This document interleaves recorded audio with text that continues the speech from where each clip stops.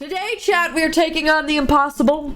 We are taking on a massive challenge. We are taking on a massive hole in the game about digging a hole.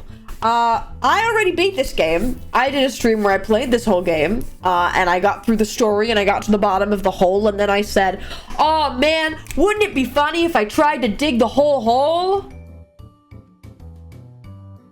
We're digging the whole hole today. I don't know how long it's gonna take. I don't know if it's possible, but we're gonna try, and we're gonna do it, and we're gonna do it. This has the same exact vibe as like a power wash stream to me, where we're just gonna go. Maybe we'll do some songs, maybe we'll do some stories. But first of all, we must dig. I think if you complete this, you're officially an avatar of the buried. Yeah! Yeah! All right. Whoa. Whoa there. Are we ready to dig? Shall we? Dig? All right. There is an achievement mode. Screw that. I'm not starting from the beginning. So we're going to our hole. I sure hope my inventory's full. All right, chat. Here's our hole. If you did not see the original stream of this, we dug all of this out. We dug this whole freaking thing and went down to the dang bottom. Oh, we dug, dare I say. We dig and we dug. I'm going all the way down just to show you, and we discovered the secret at the bottom. Moles. Big moles. Unlimited moles. But no moles. No, there were a lot of moles, and they were very big, and they were very scary, and they killed us. They killed us. But today, we've got a massive hole. If you can't tell, I have a jetpack. And the jetpack is my godsend. So this is our plan. Don't mind me, chat. I'm gonna get on out of here. I believe we've found everything, and our shovel is maxed out. But let's just go crazy. I dare you to start from the bottom and go up. That seems like a really bad idea. I won't lie, that seems like a really bad idea. Because I could get trapped down there. So here we go. We have our drill, and we're just gonna go for it, chatters. We're just gonna start going. I'm gonna try and do this methodically, because if I mess it up, there is a very high chance that I get stuck and I can't continue digging the hole. Pretty soon our inventory is gonna fill up, chat, and we're gonna have to go drop it off. But this is what we're gonna do. We're gonna dig. I kind of had an idea of something that I didn't get to do last time. Something that I didn't get to do that I kind of wanted to do. So maybe we do something. Chat. And everything might go wrong. It might. I won't lie to you all, but I had a thought. A dangerous thought. A daring thought. A devilish thought. Let me tell you what it is. Oh, magma. Oh my god, it's so deep. Okay. Let's start here.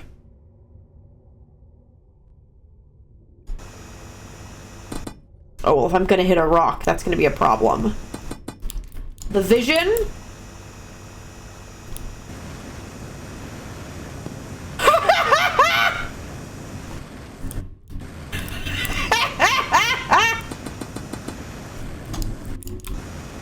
The vision?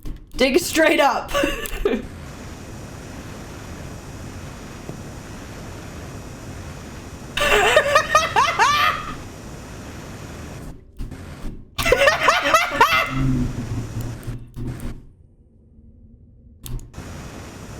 Up. Take me away. Oh, magma, magma. Magma bad.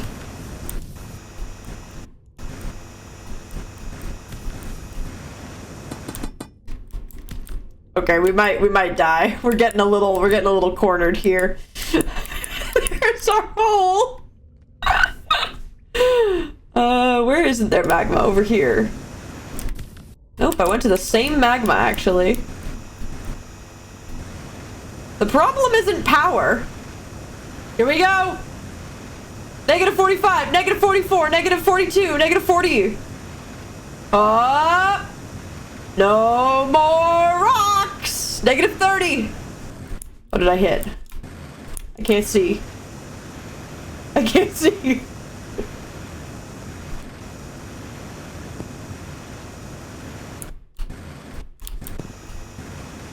I can't see where I am.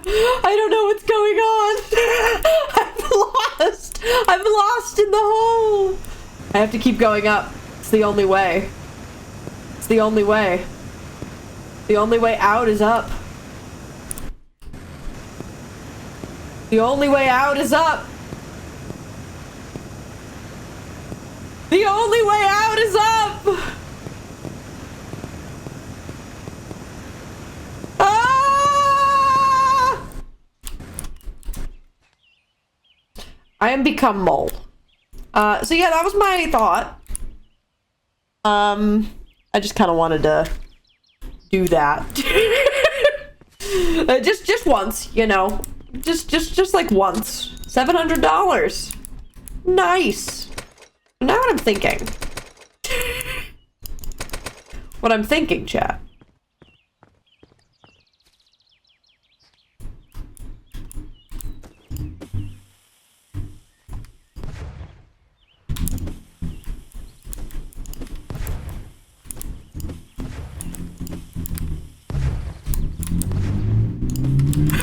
What I'm thinking, chat.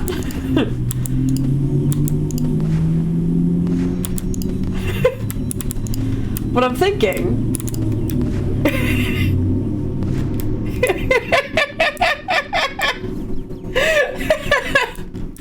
Is this anything? Is this anything, chat? Okay. I just noticed the sub goal. Yeah, I want to do one of the tiny digs, like a dig that you get a little block and there's little gems and you excavate them. You know what I mean? I know what I mean. Chat knows what I mean. So guys, this is my let's talk about a game about digging a hole, sure. But this is my third day on the job.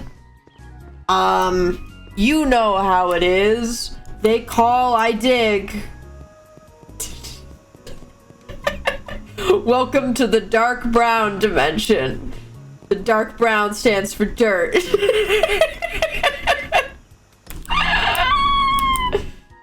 They yearn for the mines. I thought you were gonna go outside and dig a real hole. We could do that too. That's an option. But it's a little bit more doable if it's a dig in on my desk. I bring the hole to me. How about that? Does that make it better? If I say I'm bringing the hole to me. So I'm actually really interested to see the shape of this hole. Because I have like the concept of a hole. But like,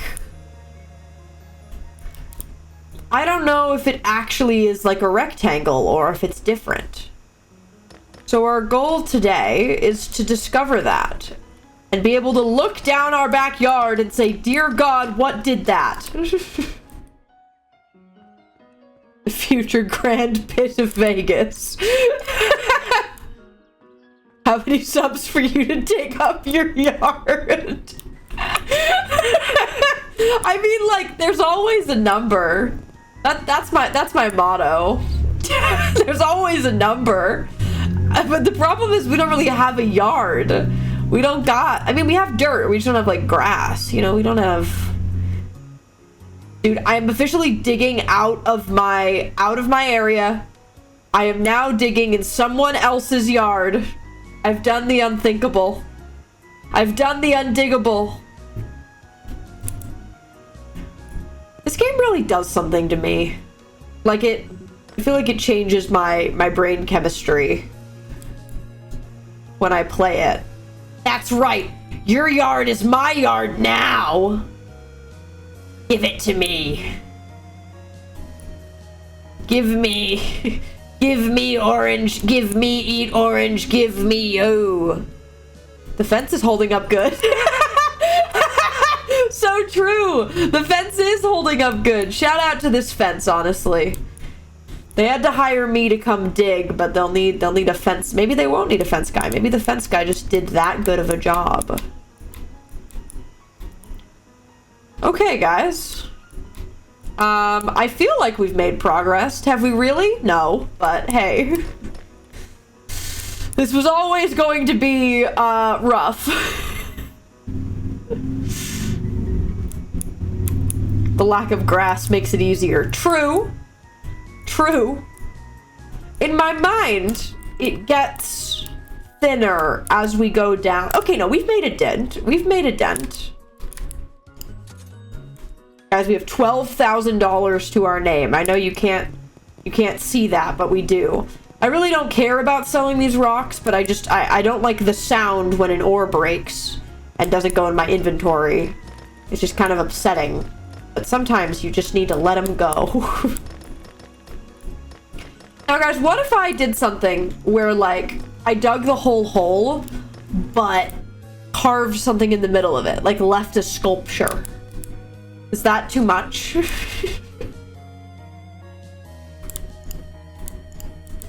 Is that too much?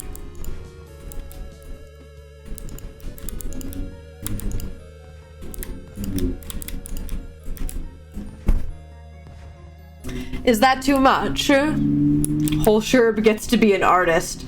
You know, when I picked up that drill, I knew that my real dream was to be a sculptor. This game is so stupid. It's such a stupid thing, but I love it so much. But it's so stupid. But the thing about children yearning for the mines, I think it's now truer than ever. The drill is your brush and the backyard is my canvas. Exactly. See, what if I just dig out everything around me and I just like slowly go down like this? I make a monument to the destroyed.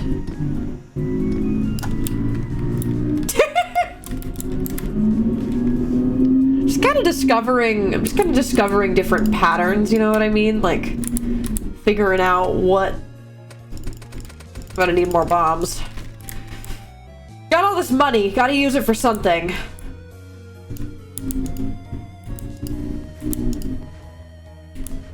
Let's do just like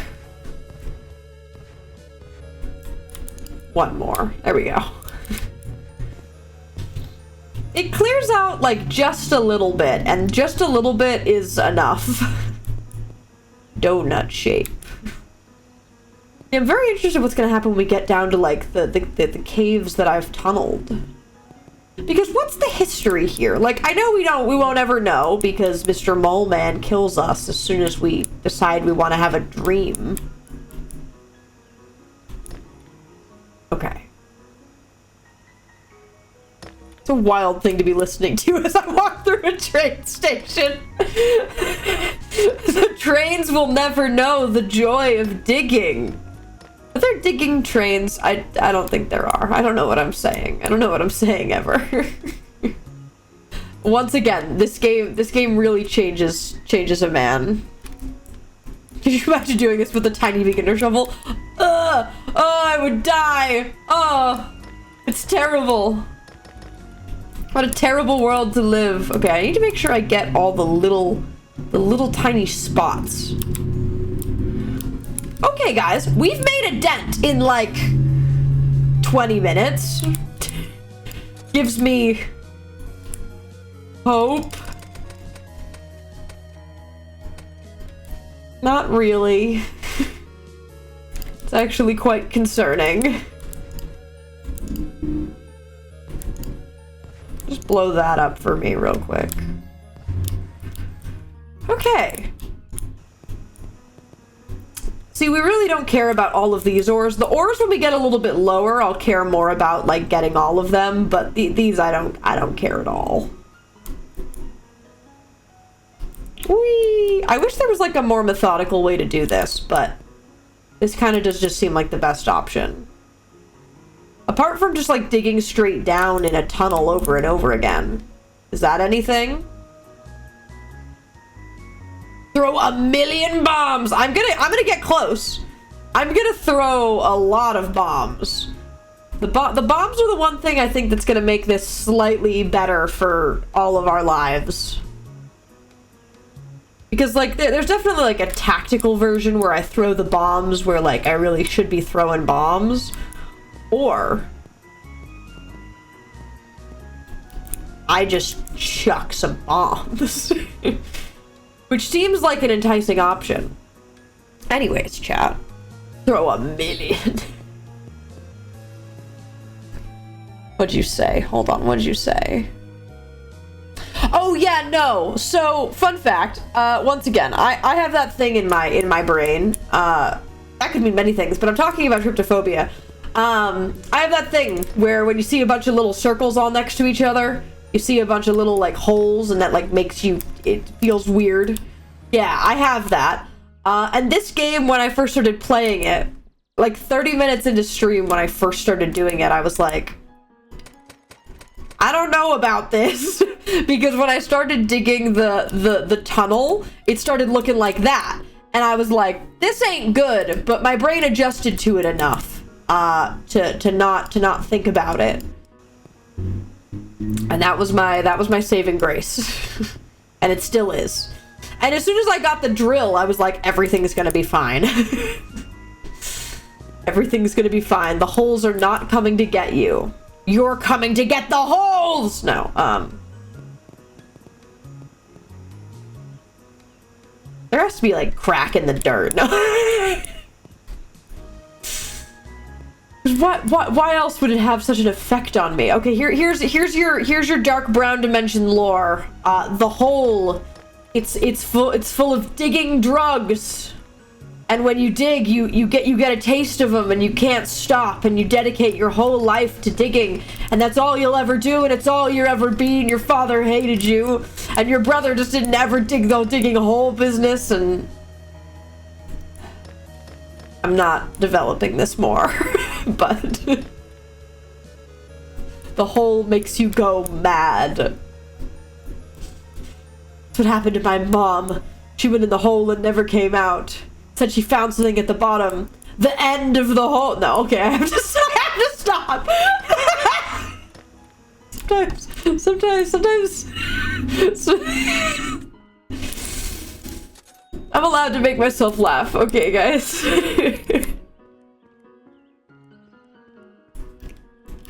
Do I need to add this to the notion? How serious are you taking it? How serious are you taking it? Not gonna lie, this is the beginning of a legit Magnus Archives episode. Okay, chat. I feel like we're making a dent. Are we? Who's to say?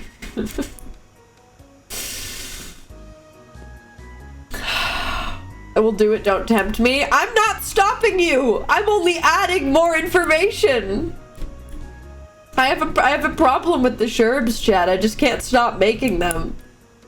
I just can't stop, won't stop. You know what I mean? Okay. Whee! Okay, here we go. I like the random ore pieces that are just, like, floating. They kind of speak to me. They speak to my whimsy.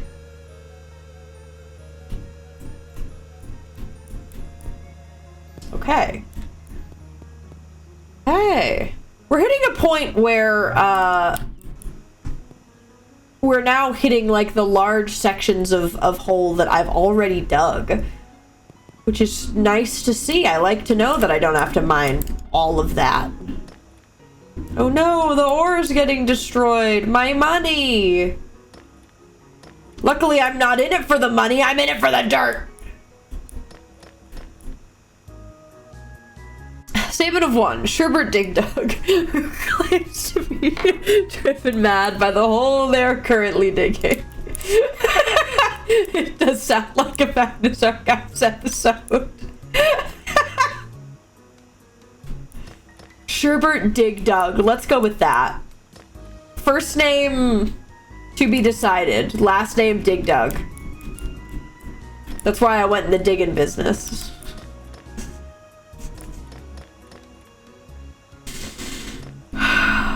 I hate myself. Okay. First name Dirt. Second name Digdug. My name's Dirt Digdug and I dig a hole. Oh my goodness, guys. Maybe I am making progress. I think I'm starting to like digging the hole. Guys, I think I'm starting to like digging a hole. One more. Doing something down there. Who's to say what? Okay. Nah, screw the little pieces. We'll get them later. When it's even harder to do so. Jimothy. Doug, Digdug, Dimmadome, middle name Dirt.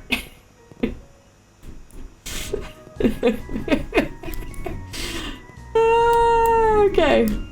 Okay, Chad. Okay. Sometimes you gotta play hard to win for real times. Playa. When I told Centros about this game, he was like, why? And I was like, well, to dig. And he's like, but you already play Minecraft all the time. And I was like, I know, but to dig. And he was like, that's dumb though. Why would you just dig? Because he also was like, why would you ever power wash? And I'm like, well, you clearly have never felt the whimsy of a washer in your hands. And you clearly haven't felt the whimsy of a shovel in your hands, good sir. You'll never know the joys of the hole. Digging. Shovels.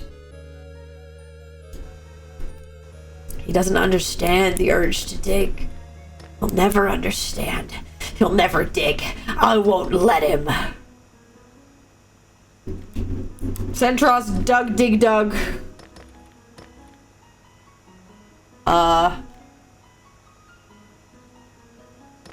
Of the Digsdale Digadome.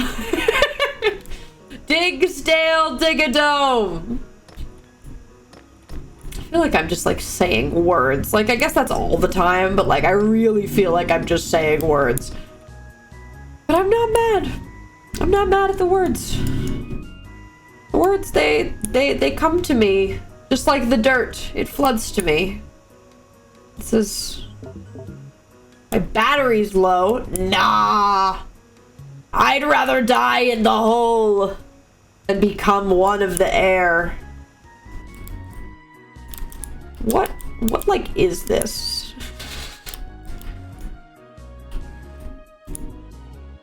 Okay. You and can't get any more of them.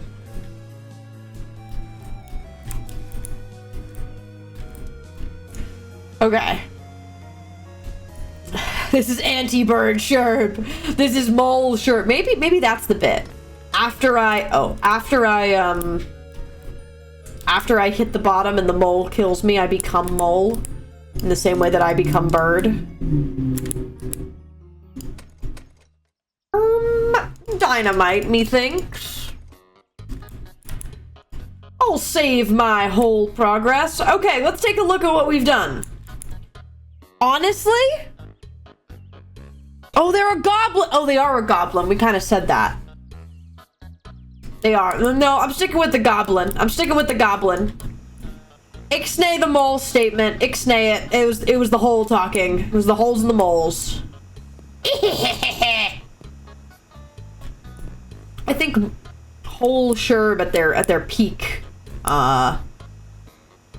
talks like a little freaking guy, like a little guy. But not like any of the other little guys that I've done. I've done other little guy voices. I'm talking about a little guy like this. Little guy like this. This kind of little guy. Little southern. Apparently. What if they were a goblin raised by moles? I don't want Fable Isla and Fable... not... I don't want whole Isla and whole Fable to be moles, bro. Being raised by moles kind of feels like the kind of thing that whole Sherb would say. But not... be true. Like, it would just be something that they said. Whole Sherb smokes a pack a day.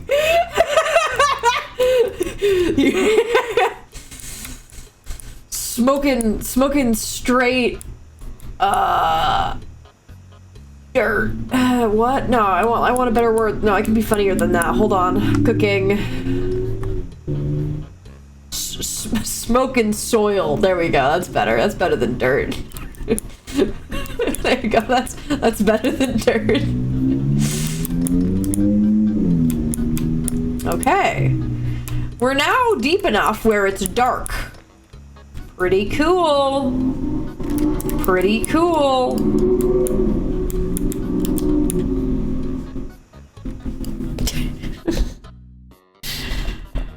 Okay. No, let me in. I need to be able to see chat. They're my funnies. Luna! Oh my goodness! Thank you for the 5 gifted! Thank you! For the whole!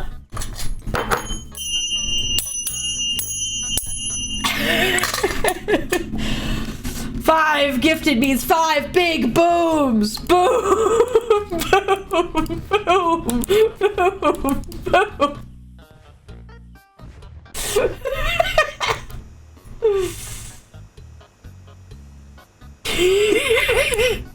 I'm gonna break myself.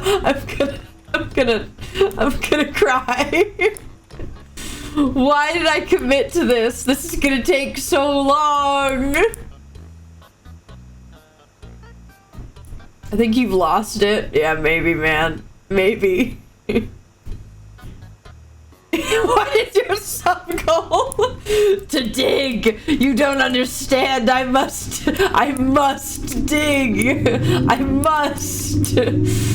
No, the sub goal is to do, you know those little thingies? You know this, to be clear, I'm not talking about digging in my yard. That probably is after this though, but hold on. Hold. You know those little things that you get when you're a kid and you can like excavate little gems or little dinosaur bones? Doing one of those.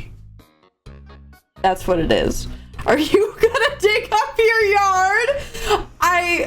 There's a number. There's always a number for me to dig up my yard, but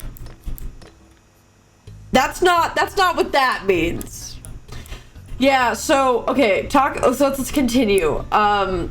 Addicted to the hole. Things about hole Sherb.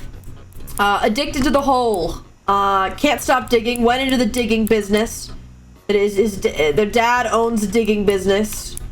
Dirt, digdug. I didn't decide on a first name yet. So this is partially ironic and partially whatever my brain decides it to be. Me, hole. I can't wait, chat, until I have to make the best of 2025 and there's like an entire segment for this. Not even this stream in particular, like both whole streams. Just everything that's happened in the whole. Because it's so much. It's so much. Whole Fable owns Dirt, and that's where their middle name comes from. Yeah, middle name Dirt.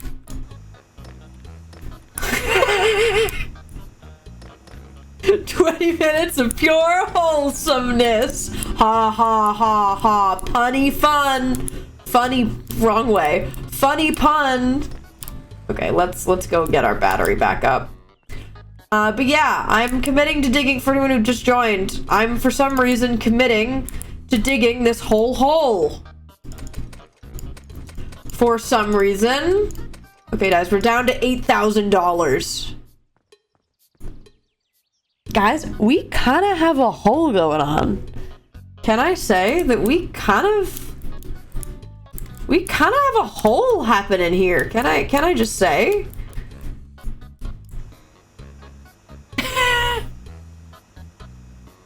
we're at to be clear, chat, we are at negative 15 meters, and that's it. I'm really hoping the sides of the hole get smaller. I'm really hoping that the hole gets smaller as we go down. If it doesn't, we're gonna be here a while. Is that a bad thing? Not necessarily. But it's something for sure. Okay. The ores now kind of mean something.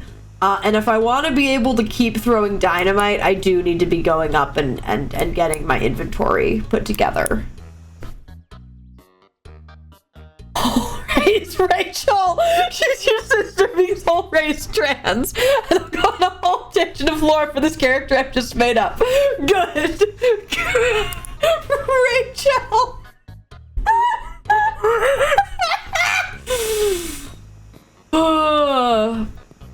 Do you think that Rachel was drawn to the hole, or are they anti-hole? Or are they researching the phenomenon of the hole? Or is this where are we at in relation to the hole? Rachel. Sorry, I don't know why Rachel broke me so much, but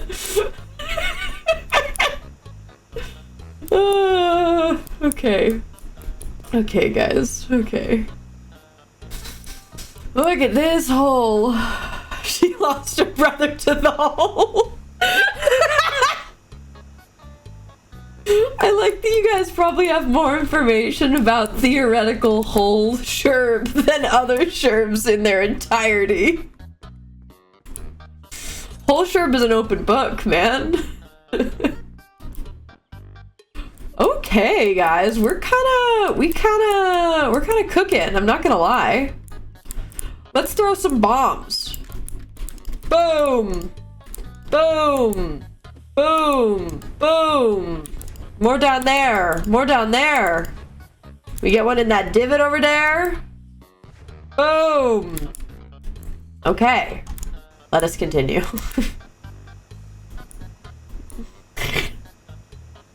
Whole sherb named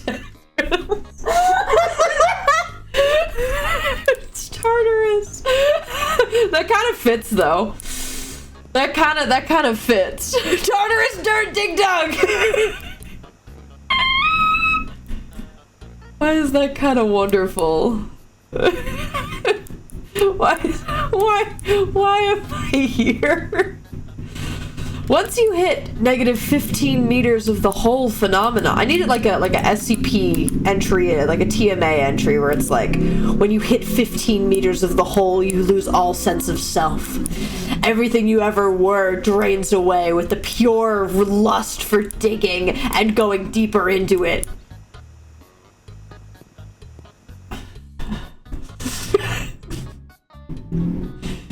I need another word than hole. I need another word than hole. A big gap. Yeah, we go in the big gap. Crevasse. We must expand the crevasse. And you have to say it like that. You can't say it normally. A crevasse. Guys, I just hit negative 16 meters. I wonder what's gonna happen to me. Nothing good, I assure you. Crevasse. Oh, boom, boom, boom.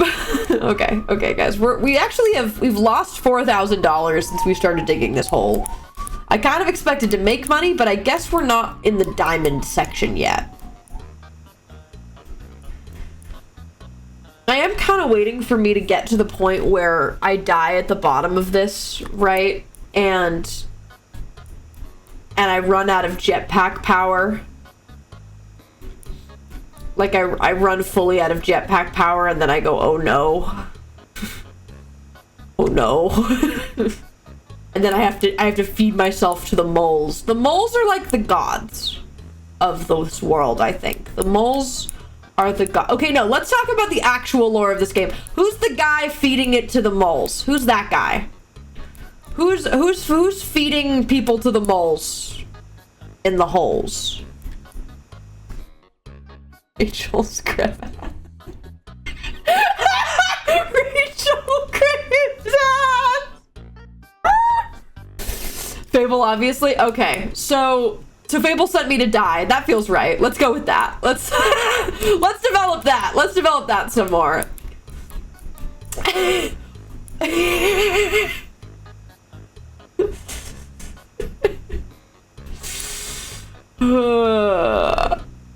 Yeah, this is canon. Okay.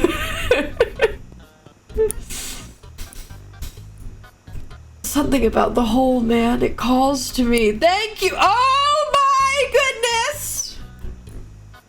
Oh my goodness. Thank you for the 20 subs. Oh, I know. You know what that means. Well, point A. DM Kirito, thank you for the 20. Jesus.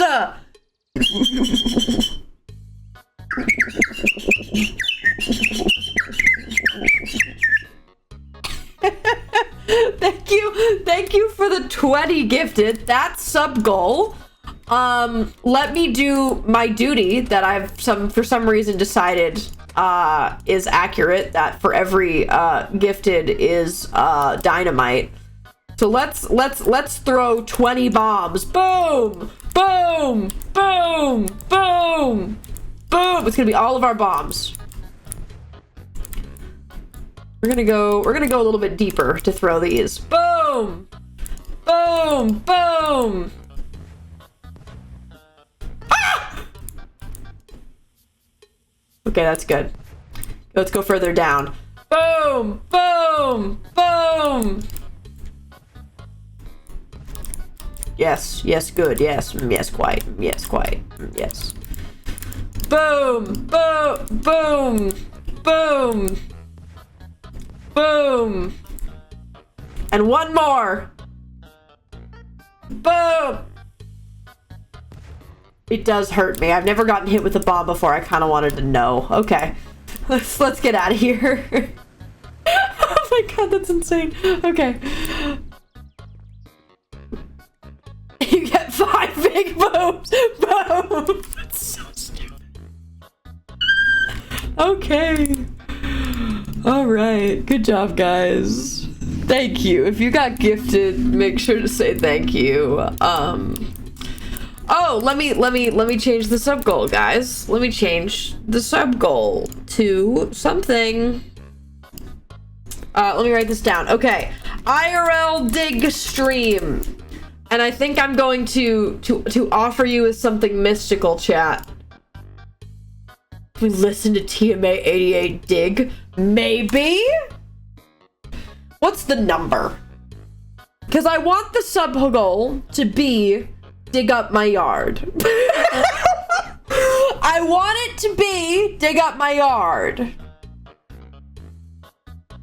What's the number?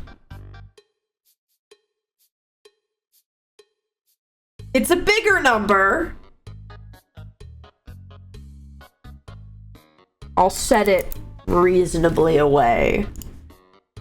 Sub goal, dig up my yard. We have fun here. Let's do dig up my real yard. 420.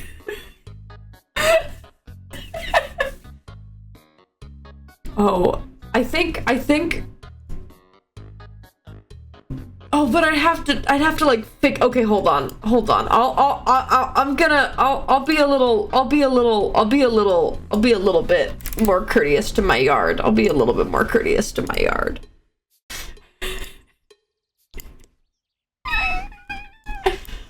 Oh,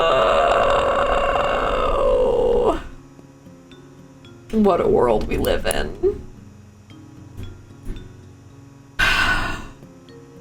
How are the roommates gonna feel about this? Let's find out. For my chat.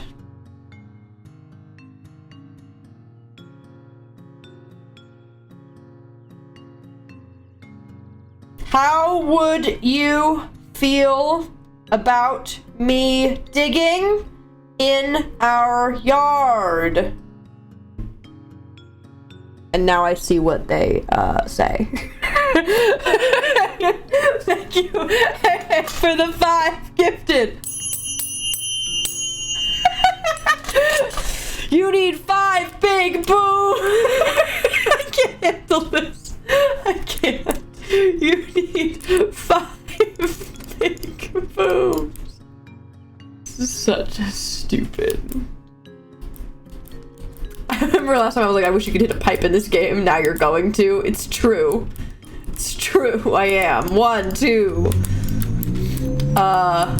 3, 4.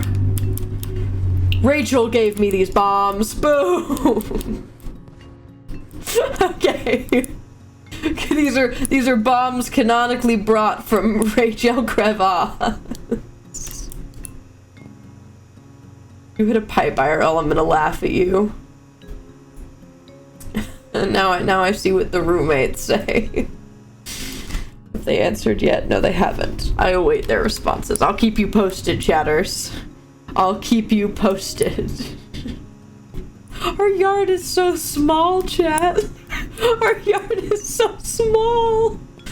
Okay, is it getting thinner? Because I'm really not sure if it is. I was kind of hoping that it was gonna get thinner as we go down, but I guess we're only 18 meters. Okay, guys, now let's think about this. What happens when we hit 25 meters? What happens to our brain chemistry? What happens in the hole? Tell them you need a bird bath.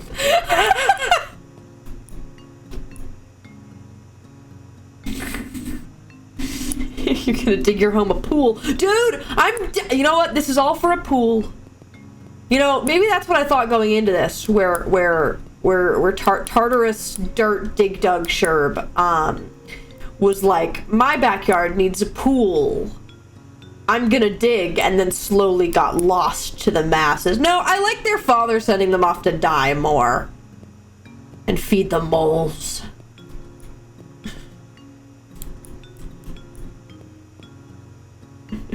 First Sherb digs hole, then bathes in it?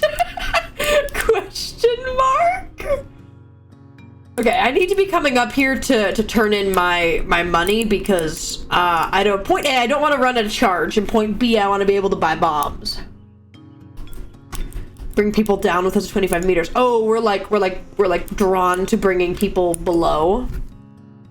Is that the move? Is that the move?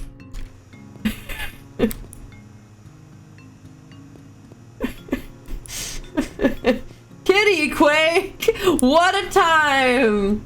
Kitty Quake digging in the yard! Can you tell I'm breaking? Can you tell I'm breaking?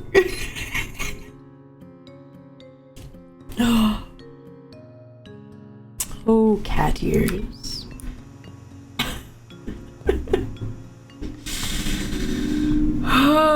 Okay, we're at 22 meters, guys. We're almost to the cursed place where the call of the mole starts getting to my head. You know.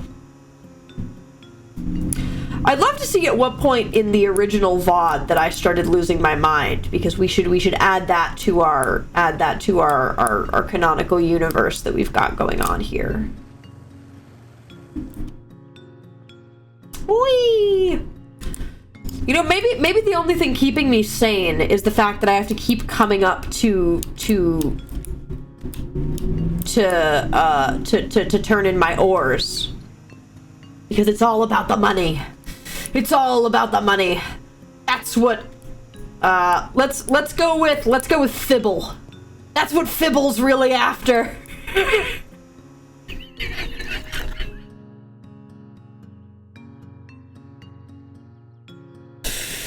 Let's go with Fibble.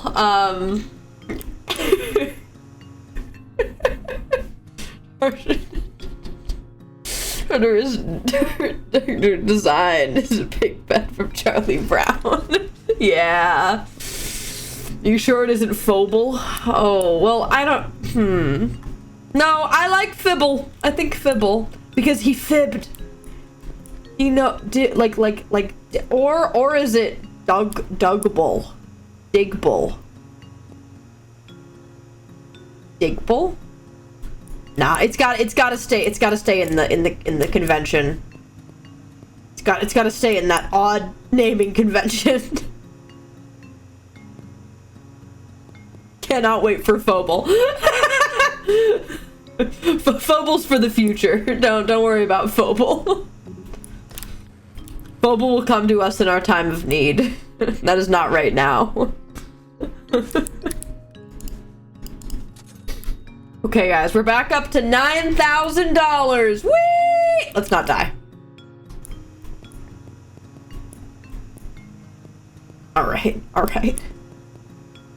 We're at negative 20 up here, but everywhere else is a little bit significantly lower from up here. But I'm kind of trying to, as you can all see, I'm trying to do this methodically. Is it really? Debatable, but I'm trying to do this methodically.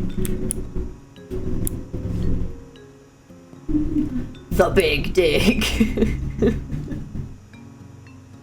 All right, gamers. All right. Where does all the money? I know I'm charging my. What is this? What is this? An angle. Gamers, we're at an angle. The hole. It's getting smaller. It's gonna be okay. It's gonna be okay. It's exactly at the 25-meter mark. It knows that it's getting narrower, and so are its goals. I won't buy bombs yet. Whee! Ah! I hit a speck. The specks are probably gonna kill me in the long run. I won't lie. Because there's no really correct way to get at the specks. Other than, like, flying at them, but that does not seem like a... Get out of here, Spec Nation! Nah, okay, let's not waste all of our time trying to get at some specks.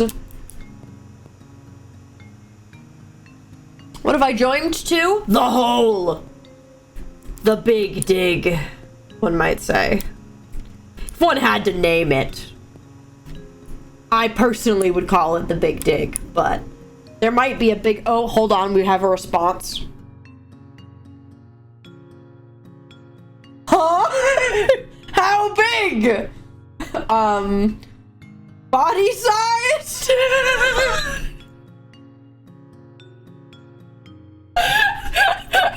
Immediately assumed it was to hide a body.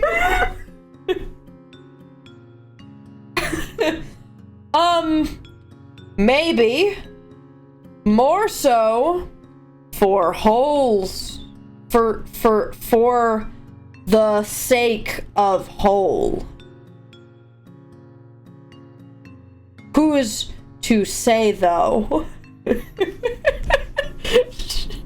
Immediately assumed it was to hide a body. You know what? That's how I know I've found love. You know, true love in life. We'll see what Centra says. He's actually probably gonna get home from where he is while I'm still digging, and he'll see what I've look upon ye works mighty and cower. Or something like that. Or something like that.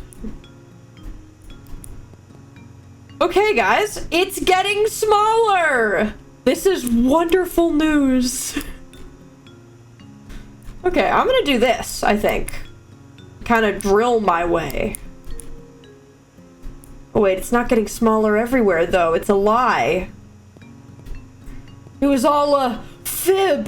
What?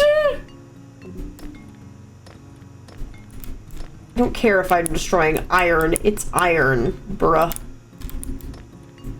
You know how much of that I got in Minecraft? Many.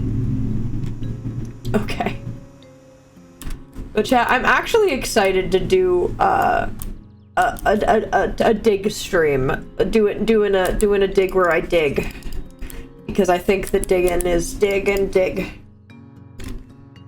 That was words for sure. Oh, we have a David response. You don't have room in the backyard for that. But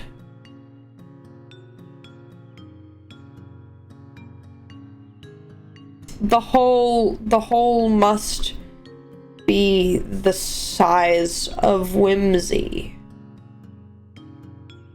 or something.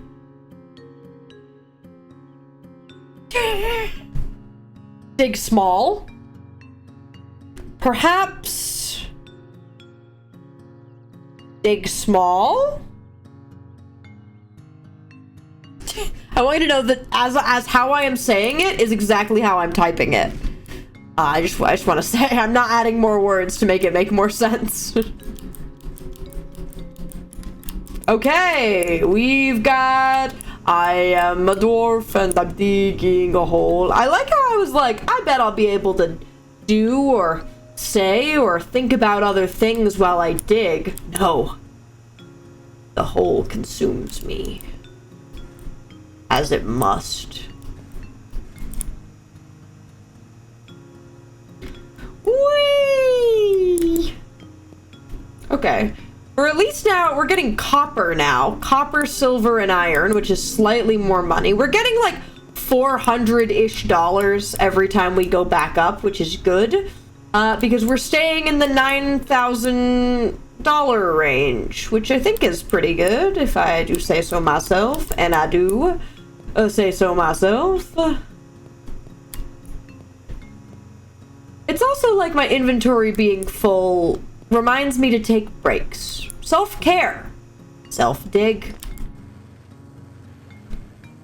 Care for your holes. I need to stop talking. The HOA is in Tyrion. The HOA is in Tyrion. Oh, I'm not proud of anything I've done. All of my life has led to what? The hole? That's it? The digging? The mines? Is that all that my life has amounted to? Digging the hole? It may be an honor. But is it truly one worth it? Worth my hard-earned dollars times money? Because who in their right mind has this much iron, silver, copper, diamond, gold, and platinum buried in their yard? Who in their mind? Hold on, gamers. We're gonna need a bigger bomb. We're gonna need a bomb.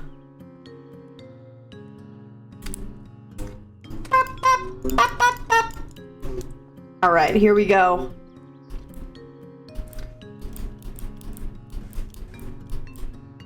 Okay, so I think I want to throw it there. Yeah, that'll be perfect. Nice! That was a nice tactical bomb, guys. Beautiful job. I say to myself. I pat myself on the back. The thing is, chat, you know, when you guys are watching stream, it really feels like you're here, but you need to just truly imagine that while I am doing this and saying the things that I'm saying, I'm just sat in a room alone. That's the reality of the whole.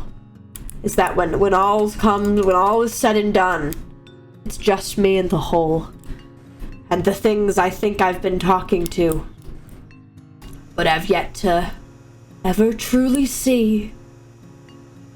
There you go. There's Tartarus Dirt Digdug's angst for you.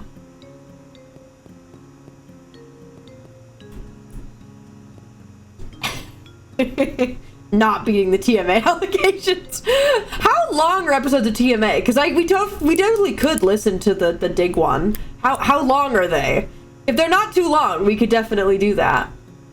This will be funny because this will be the first episode of TMA that I've probably listened to if we want to do this. There's only so much digging and so much dug. 20 or 30 minutes. That seems fair. I don't know. I'm debating. Yeah, don't fall in the hole.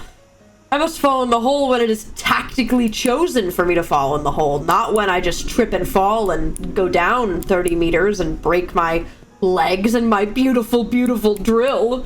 Not the drill. What comes over me? Okay.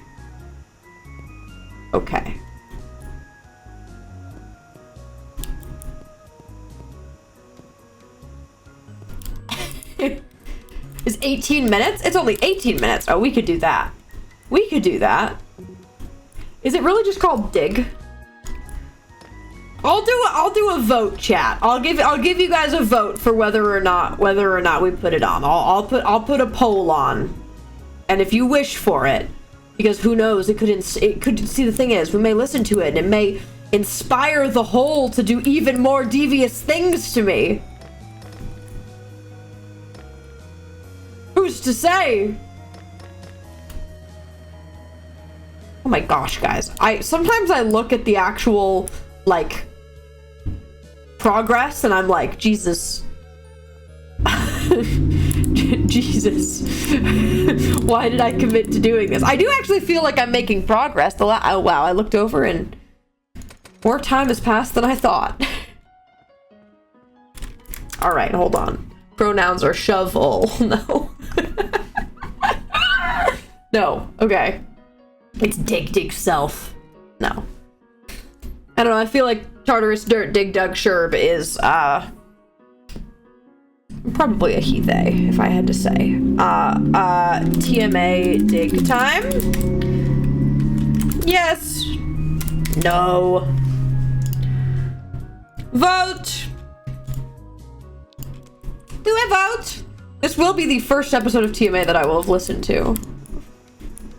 If you guys vote yes. Or would you like me to keep rambling my nonsense even longer? Eventually I have to run out of nonsense, you know what I mean? Like, I have to, at some point, run out of nonsense. I've yet to run out of nonsense. Nonsense can't stop, won't stop. The whole inspires nonsense. Guys, I'm just glad that the hole's getting smaller. That's really all that I needed to know that I could do this. What I'm really interested in is if I find something that I didn't find before. Like if I find another, like, mine shaft or a briefcase of money or something else that I missed. Because I really feel like I could, but I don't know. How's our poll looking? All right, well, it's overwhelming.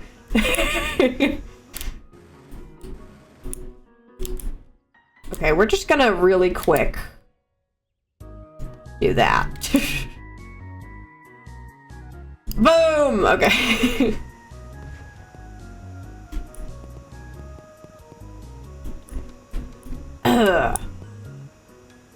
Kinda making good progress. We were officially about to have mined all the way to -25. We technically hadn't yet. I'm now standing at -25 and there is nothing but love above us. Okay. Whee! Imagine this game without a jetpack, though. This game without a jetpack gotta be rough. I'm glad that they foresaw that. The makers of Dig World.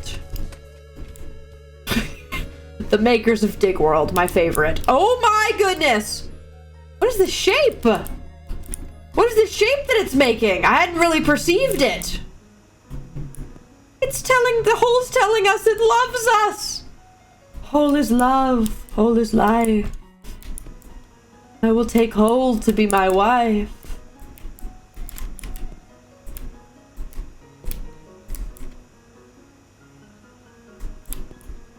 Okay. Guys?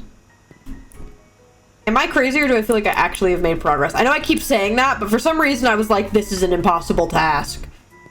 This will never actually happen. But it's happening all right. Oh, I understand. Everything makes sense. Everything makes sense now. The outcropping. It's for the mine. Oh my goodness, chat. I've unlocked the secrets of the world. The secrets are mine. Wow. All right, you guys have all voted yes. Let's do it. Let me mystically pull this up because I know how to do that. Okay.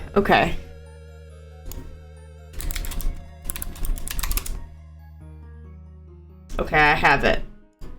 I have the dig. Beck, I just saw what you did. Oh, hi, Cat Out Raiders. Hello. I hope the bound lore was good. I'm digging a hole. And oh boy, have I dug. We did lores. Yeah! I hope it was good. It was Erin and Elwood things. I hope you guys enjoyed the lore. I'm digging like a madman. I'm digging like I've never dug before. This game is called A Game About Digging a Hole. I technically already beat it. I played this game the other day, and I did through the whole thing. And then I decided that I was gonna come back and dig the whole hole. So we're digging the whole hole like a crazy person. And the hole, it's consuming my conscious thought. The hole is driving me mad. But luckily the hole is getting smaller, so that's a massive win. I scuffed my hotkeys. Oh, that's always rough. That's always rough when the game says, no, actually, you can't be happy. Okay. But what we were about to do, chat just voted for us to listen to TMA's Dig episode. Because I've been apparently saying lots of things that go hand in hand with it, and I've never listened to the Magnus archives before. So chat said, you will now. So theoretically, we're gonna listen to a little bit of Dig time. We're not digging a hole, sure. We're digging a crevasse. Yes, sorry, we're digging a crevasse. That's what we're doing today. We're digging a crevasse. all right, here we go. Great success, woo, wee, woo, wee. Oh, wow. Oh, I don't know why I'm talking like this, but I am. It just kind of spoke to me for a moment. All right, chat. I will put on dig. It's time to dig. It's time to dig. All right, chat. I have no idea what to expect from this. I know you do. Oh yes, the most entrancing game, digging a hole. And now we will listen to Dig. I'm very intrigued. Here we go. I'm gonna let this go crazy.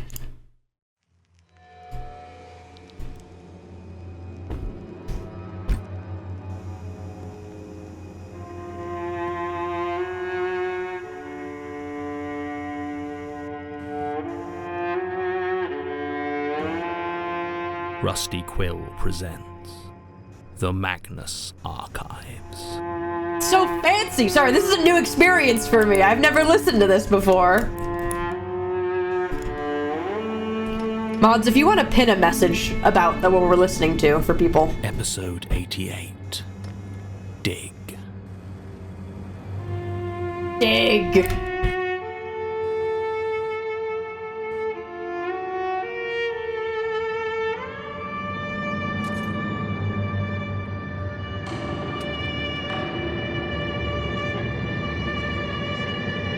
Big fan of spooky sounds.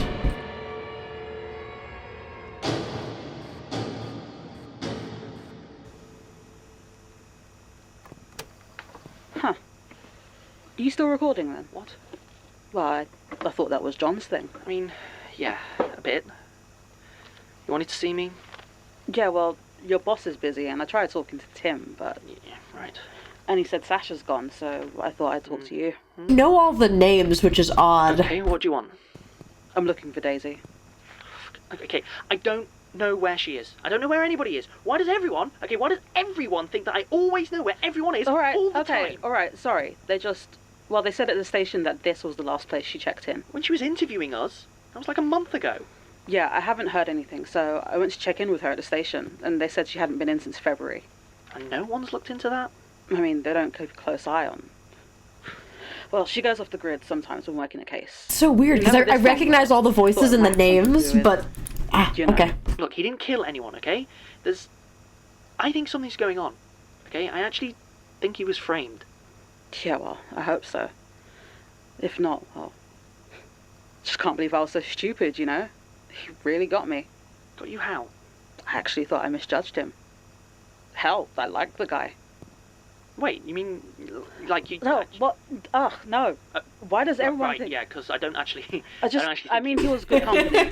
You know, when he wasn't being a paranoia machine. He was funny, you know? What? John? Yeah? I don't think I've ever heard him tell a joke. Maybe you weren't listening. Right. Well, I'm sure it'll all get sorted out when Daisy brings him in, and you can probably talk to him then. Oh, sorry, I forgot you're not actually with the police anymore, are you? Thanks. So, you have no idea where Daisy is? I'm sure she's fine. She's probably just using her operation discretion to bully someone else. What did you say? Well, she was really rude, actually. She threatened to... No. Did you use the phrase operational discretion? Yeah. She said she had full operational discretion. Is everything alright? I need to find him. Well, I'm sure your partner will find him. I just hope she's not as... No, I need to find him now. It's very interesting. You're sure you don't know where she is? No, I don't know anything. Okay, alright, fine. Just, here's my number. You call me immediately if you find anything out, Fine, okay? now, please, we're really busy. Yeah, I need to go. Yeah, good luck.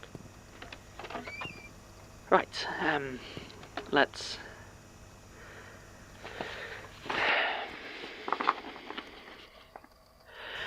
Martin Blackwood, archival assistant at the Magnus Institute, recording statement number 0031104, statement of Enrique Macmillan, given 4th November 2003.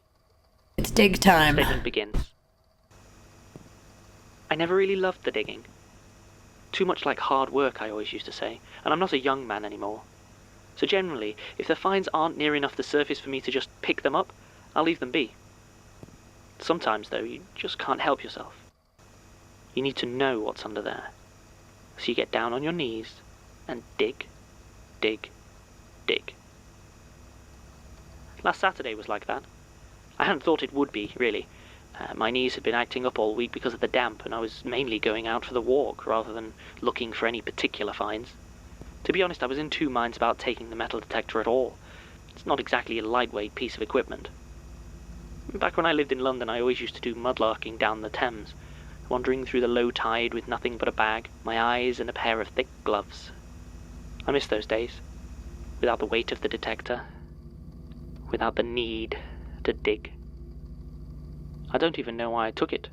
In the end, that stretch of beach is hardly virgin territory for hobbyists like me, and it's usually been picked perfectly clean, so you can imagine my surprise when I started to pick something up just before Smeaton's Pier. Very starting off It was strong. almost dark by this point, and the cool salt air of St. Ives Harbour blew a fine spray of sand against my cheeks. It stung slightly, but not in an unpleasant way. Bracing, I think the word is. It was peaceful, quiet, and I was lost in my own thoughts, staring out over the darkening ocean, when the metal detector interrupted, breaking my trance. I pulled out my little torch and shone it at the spot, looking for the telltale glint. But there was nothing but sand. Whatever it was must have been buried. I was debating with myself whether to leave it be when the detector barked again, more insistently. I hadn't found anything else that day, so I sighed, pulled out my small metal spade out of my bag, and started to dig. It was only a minute or two before I saw it, a hint of gold-plated metal amid the coarser gold of the sand. A watch. The face was cracked down the middle, and the hands were frozen at 4:19, but other than that, it seemed to be in rather good condition. Not a bad little find, I remember thinking, as I started to clean the sand from around it, and uncover the wrist it was still attached to. I think I screamed. I must have cried out in some way, but nobody heard me, as there was no one to hear but me. I cleared away a bit more sand, just to be sure of what I was seeing, and revealed a stiff, unmoving hand. The flesh was icy cold and discoloured, so I was certain its owner must be dead, but it didn't appear to have begun decomposing. I lowered myself slowly to the ground, trying to collect my thoughts, considering the thing I had just discovered with my clumsy, reckless digging. I wanted to call the police immediately, but I don't have a mobile phone, and it was a little bit of a walk to the nearest phone box. My legs wouldn't stop shaking when I tried to stand up, so I sat there for a while, my torch shining on that lifeless hand, trying to compose myself enough to go get help. It was an odd thing, that hand. The fingers were bent and bloody, and the nails had been chipped and broken. From the looks of it, the damage had happened before its owner had passed away. Then I noticed something else in the sand next to it. Something protruding, ever so slightly, from the sand I'd already disturbed. It didn't seem to be part of the body, and I found myself reaching over to try and pull it up. It slipped out of the sand easily, eagerly even, and I didn't even need to dig. It was a book.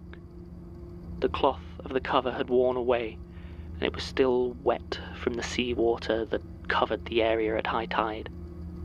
I expected it to be a useless lump of wet paper mush, fused together and unreadable, but when I pulled it open, the pages came apart easily.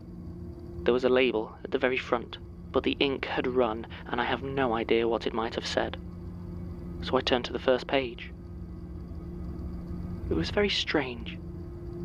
It was just the one word, solid capital letters in a small, neat typeface at the very center of the page. It said, "Dig." I took that to be the title and turned to the next page. Dig.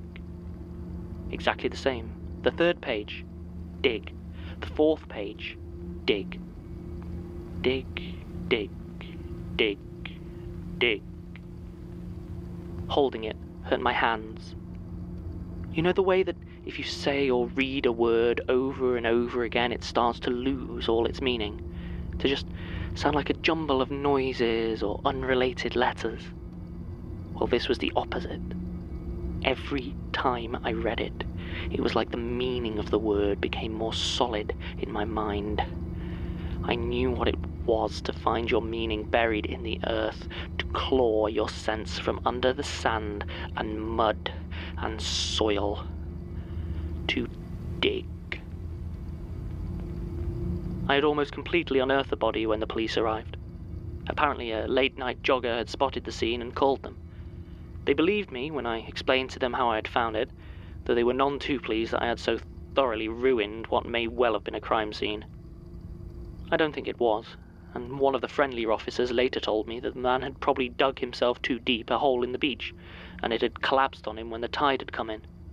A tragedy, but not unheard of. They still weren't pleased with me, though, and once they had my statement, I was sent on my way. The book was in my bag, and they didn't ask to look inside, so I kept it. I probably should have mentioned it to the police, but they were very rude.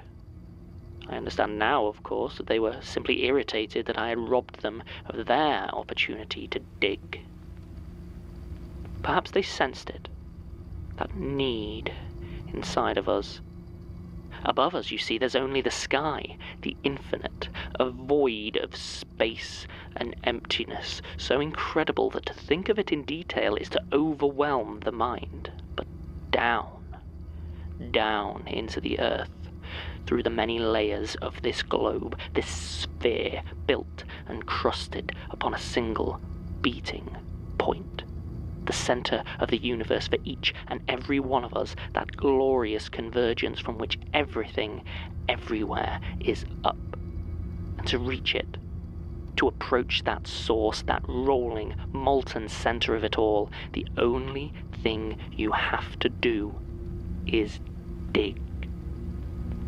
I've dreamed of it, of course, safe and happy below, wrapped on all sides by uncounted miles of crushing, loving earth and stone. I see it and watch the passing of history build upon it layer after layer. To travel down into the ground is to travel through time. That's what I always used to say, before I found my book. And I still believe it. But time is the least of the things that waits for us down there. Things I can barely think of without collapsing in fear. 1,000 terrible things trapped and alone, out of air and out of light, all contained within those 3 hideous letters. Dig. In those dreams I hold a spade. It screams when I plunge it into the weeping soil, and the voice it cries out with is my own. The soft mud begs me to stop, trying in vain to save me, but I do not listen. And the pitted ruin of my shovel moves lump after lump of it, tearing it free of itself and piling it around me, sculpting my own grave, bringing the ground up to meet me where I must be buried. It fills my lungs, and I am free. I am awake. The shovel is in my hand, and the book is open to its chapter and verse. Dig. In the moments without the shovel, without the torn ground, I have tried to find out more about the book. Maybe even get rid of it. A bookseller I asked about it pointed me towards you and yours before I dug into him, and so here I came. To tell my story, of course, but another thing as well. Cold, empty, and calling. There's something here, you see. Something to be dug up, rooted out, buried within. A hollow space that all eyes point towards, and I intend to reach it. If my fingers don't give out first, I know where to dig.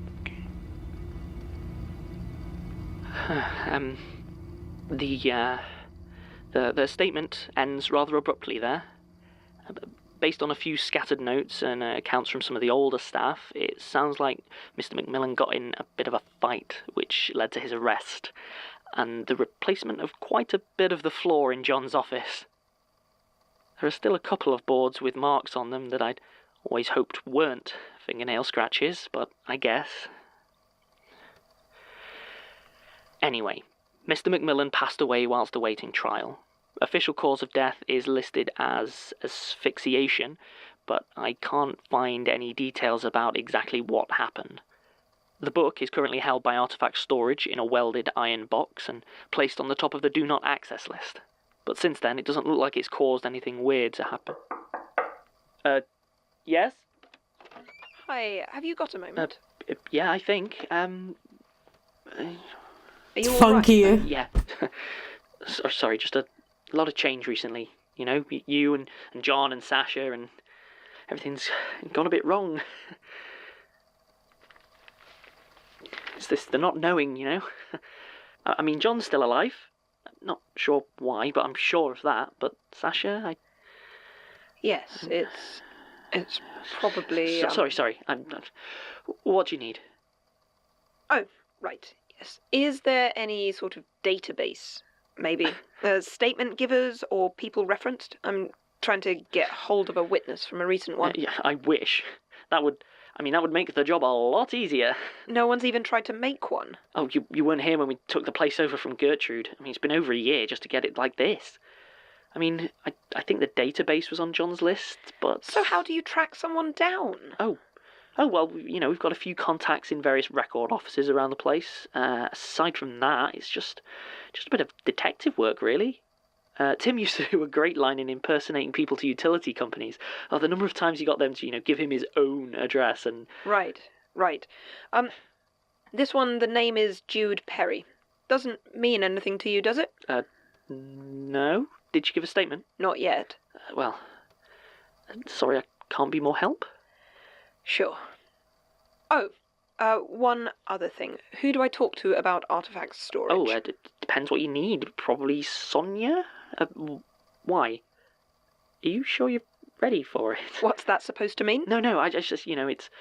There's quite a lot of weird I'm not stuff an amateur, Martin. No, I know the sort of thing that's in there. I just need to know who I talk to about missing pieces. Yeah, probably Sonia. Wait, why?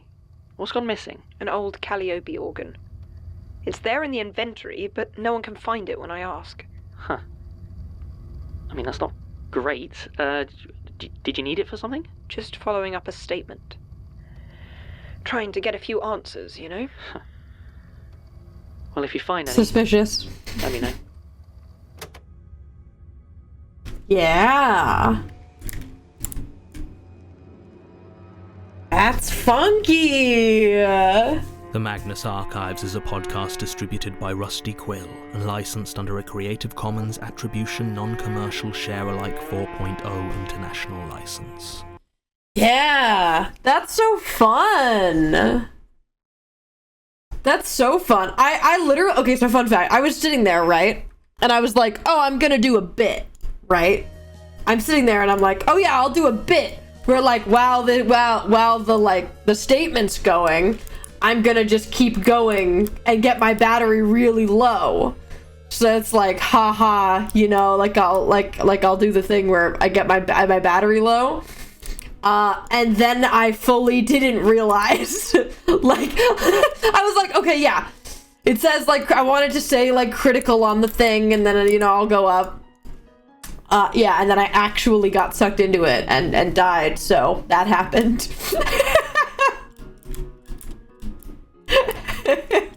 I'm in a little bit of a routine now. It's not like a particular routine, but I'm in a slight strategy now for what I'm doing. Listening to that while digging is insane. Can I just say? Listening to that while actively digging and it's getting darker. Yeah, that was kind of crazy. Is the Magnus Archives canon to digging a hole? Sure, but dude, maybe. Dude, maybe at this point. That's really interesting though. Yeah, I've never listened to the Magnus Archives because a million people have told me, hey, you'd really like this. And I go, yeah, I probably would. And then I don't listen to it for some reason. Anyways, boom, boom, boom, boom, boom, boom, boom, boom, boom, boom. Why does this feel like the booms are bigger? Or am I crazy? Is the hole smaller or the booms? Oh, the boom's bigger. Didn't I finish power washing? Yeah. Wait, the whole game? Did you finish the whole game? You're crazy if you finish the whole game. The temple? Oh, I hate that thing. The temple sucked, man. Did you do it on your own? Do that by yourself? A sleigh? Yeah. That's so much. I was doing the temple. Damn. Even I didn't do the temple fully by myself. I got Haley and I was like, we're knocking this out. I think it was because I streamed it and I was like, I don't know if I want to do this for 8 hours straight because that's how long it's gonna need. But that was really interesting. Thank you for poking and having us do that. I know a lot of you guys are Magnus Archives enjoyers, and I know all the characters, and I've seen a lot of cosplays that are really cool of various things. Only took me 2 hours? How? Oh, were you using soap? Were you using soap?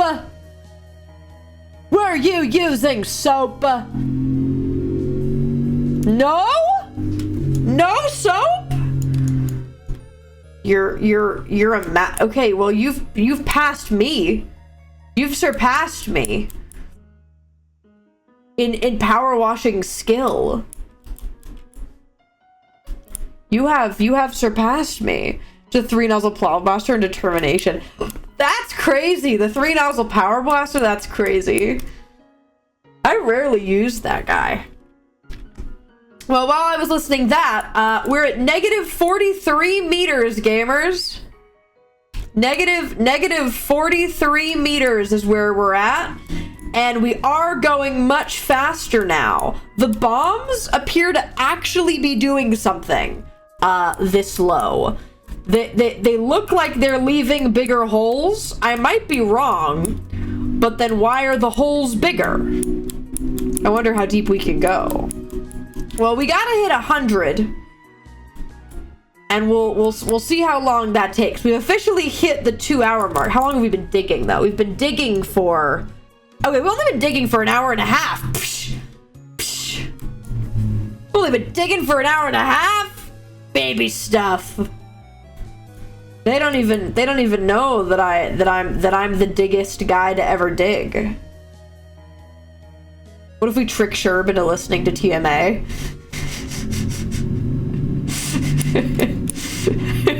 I wouldn't put it past you to figure out a way. I'm just gonna throw some bombs in some spots where I think could use some bombs. Let's go up there. Let's go like right there. The holes feel big. Am I crazy?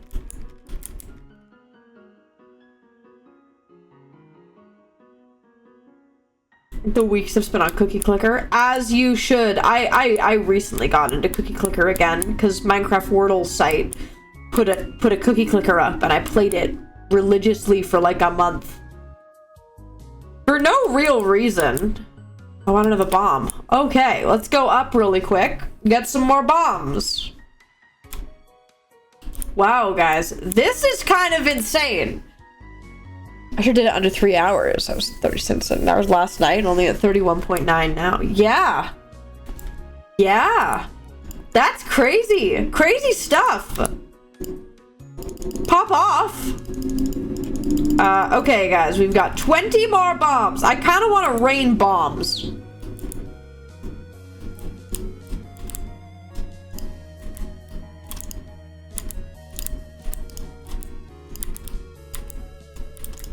I'm kind of vibing with the bombs right now. Oh, let's put the bomb where we actually need a bomb. Okay. Ladies and gentlemen, we are getting lower. Can I just say we are getting lower? All right, let's do this. This is doable. Ah! Yeah, so this is a problem that I was worried about, where we kind of have to be slightly methodical about the order that we do this, because we're gonna run out of spots to stand. That's gonna be a problem that we're gonna run into. I kind of need to make sure I can get whatever I need to get done. Okay. We are now at the 50-meter mark. I am standing at the 50-meter mark. Crazy. Ooh! Wow. Okay, let's keep going. 20 more gifted? What the heck? What the heck? yeah, we can do another one, sure. I'm having a good time, and we're making a lot of progress. Kirito, thank you for the 20 gifted. You know what that means. 20 big boo! Hold on, let me get him. Let me get this. Let's do that. All right. 20 bombs incoming. Here we go. Boom, boom, boom, boom, boom. Let's see if we can throw them farther down, you know? Boom, boom, boom, boom. 5 more, 5 more. Can I get one here? Sure can. Oh, 2 more. Ah! Go here, because this is a big clump. All right, there's your 20 big booms. I don't know why I've committed to this, the bombs for subs things. And I'll also do a little...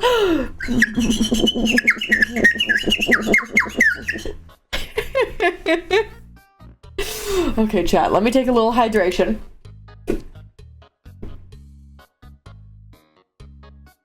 I have to dig. Okay, you want 85. What's the bit of 85? What's it called?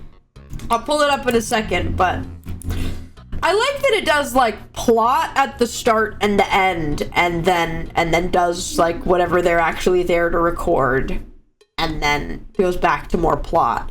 Because I was always wondering, because I was like, I know it's like they're putting in archives because that's what they're doing, they're recording, but I was like, how do you know what's going on? Because I assume that it's just like whatever they're recording, but it's both. It does it all. It's not related to berries. Upon the stairs. Okay, I'm intrigued. You have intrigued me. And there's always a number. It's probably not a good motto to go by, the idea of there's always a number, but there's always a number. Oh, I know so many people that are going to be so happy that I started listening to the Magnus archives. Even just one, they're going to be like, yes! Join us, join us. Okay.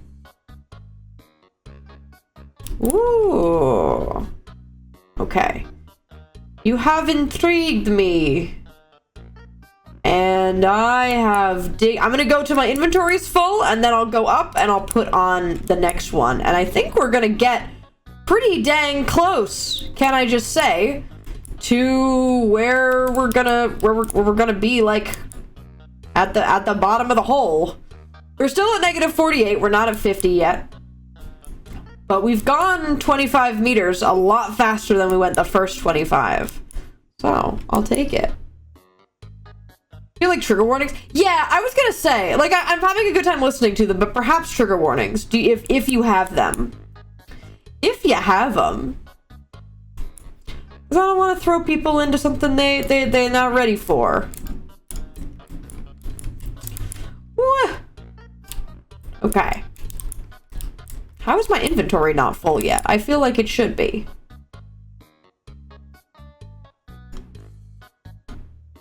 Okay, let's get everything that I can from here. I guess there's kind of just less ores at this point. Huh. Boop.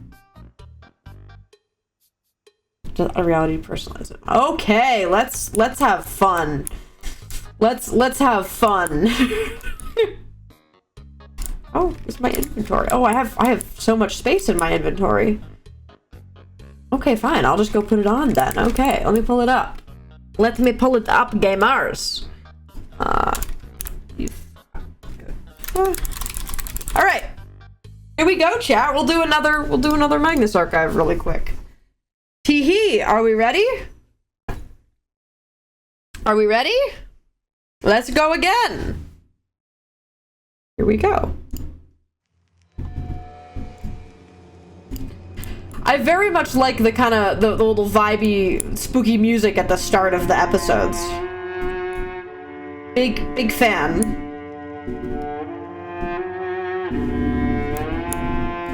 Rusty Quill presents The Magnus Archives.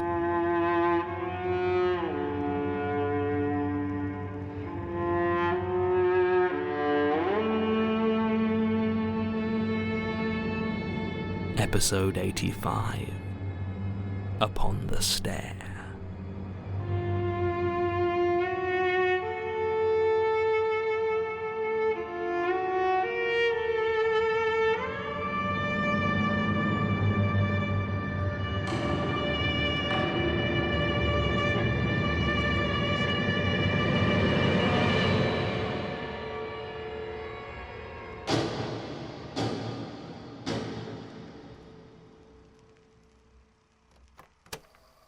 Statement of an unknown figure regarding an encounter that may or may not have happened in their home.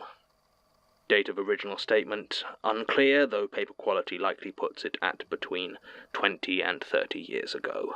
Recording by Jonathan Sims in his personal investigative capacity. Statement begins. Thank you for giving me the opportunity to put my words to you, and apologies for any problems that may arise from this conversation. I will try to restrain it. Are you familiar with the work of the poet William Hughes Mearns? I assume not. Few people are. Even now, I'm not completely sure that's how you pronounce his name, having only ever seen it written down. There is one poem, however, I think you will be familiar with. It goes thus. As I was going up the stair, I met a man who wasn't there. He wasn't there again today. Oh, how I wish he'd go away. When I came home last night at 3, the man was waiting there for me. But when I looked around the hall, I couldn't see him there at all. Go away. Go away. Don't you come back any more. Go away. Go away. And please don't slam the door. Last night I saw upon the stair a little man who wasn't there. He wasn't there again today. Oh, how I wish he'd go away. It's called Antigonish, named after a town in Nova Scotia, home to the ghost of an old man who supposedly haunted the staircases of one of the grander homes. For the longest time I misread the title, and was convinced the poem was called Antagonish. I thought it was a rather clever play on the word antagonist, owing to the ambiguous nature of the subject. I was disappointed then to discover it was simply a reference to a haunting. By tying it to a real place and a known story, the strange, disconcerting nonsense at the heart of it was lost. Because nonsense is what it is. It is playfully impossible. He cannot be not there, but he is, he was. And so am I. I didn't meet him on the staircase as well. The carpet didn't bend under the weight of his soft, round body, and I distinctly recall the absence of a creak as his foot pressed on the loose board of the empty 5th step. He laughed, but there was no humour in it, because then it would have had to break the silence. In the poem I had always imagined a translucent figure, absent in life and body, but visible. But I couldn't see this man. Obviously I couldn't. I couldn't see him or hear him or speak to him, because there was nobody there. The staircase was empty, as he stretched his arm to gesture me closer. My memory is not what it was. Some days it seems that damn poem is all I can remember. I know I had a family. I know I had a house. Was it in Antigonish? No, that's absurd. The man I didn't meet had nothing to do with the poem, just a coincidence. But I'm not sure what else I know now. I'm not sure where else I know now. And I'm unsure where I've ever been. I had a home, a house, I know it had at least 2 floors because there were stairs. The stairs were real. He wasn't there, but the stairs were, at least to begin with. It was dark when I didn't see him, and I was about to walk up to bed. I remember being cold, damp. Had it been raining? No, the water was still. I wanted it to be dry, to be warm in my bed, and I couldn't because in spite of his own absence, this man blocked the stairs.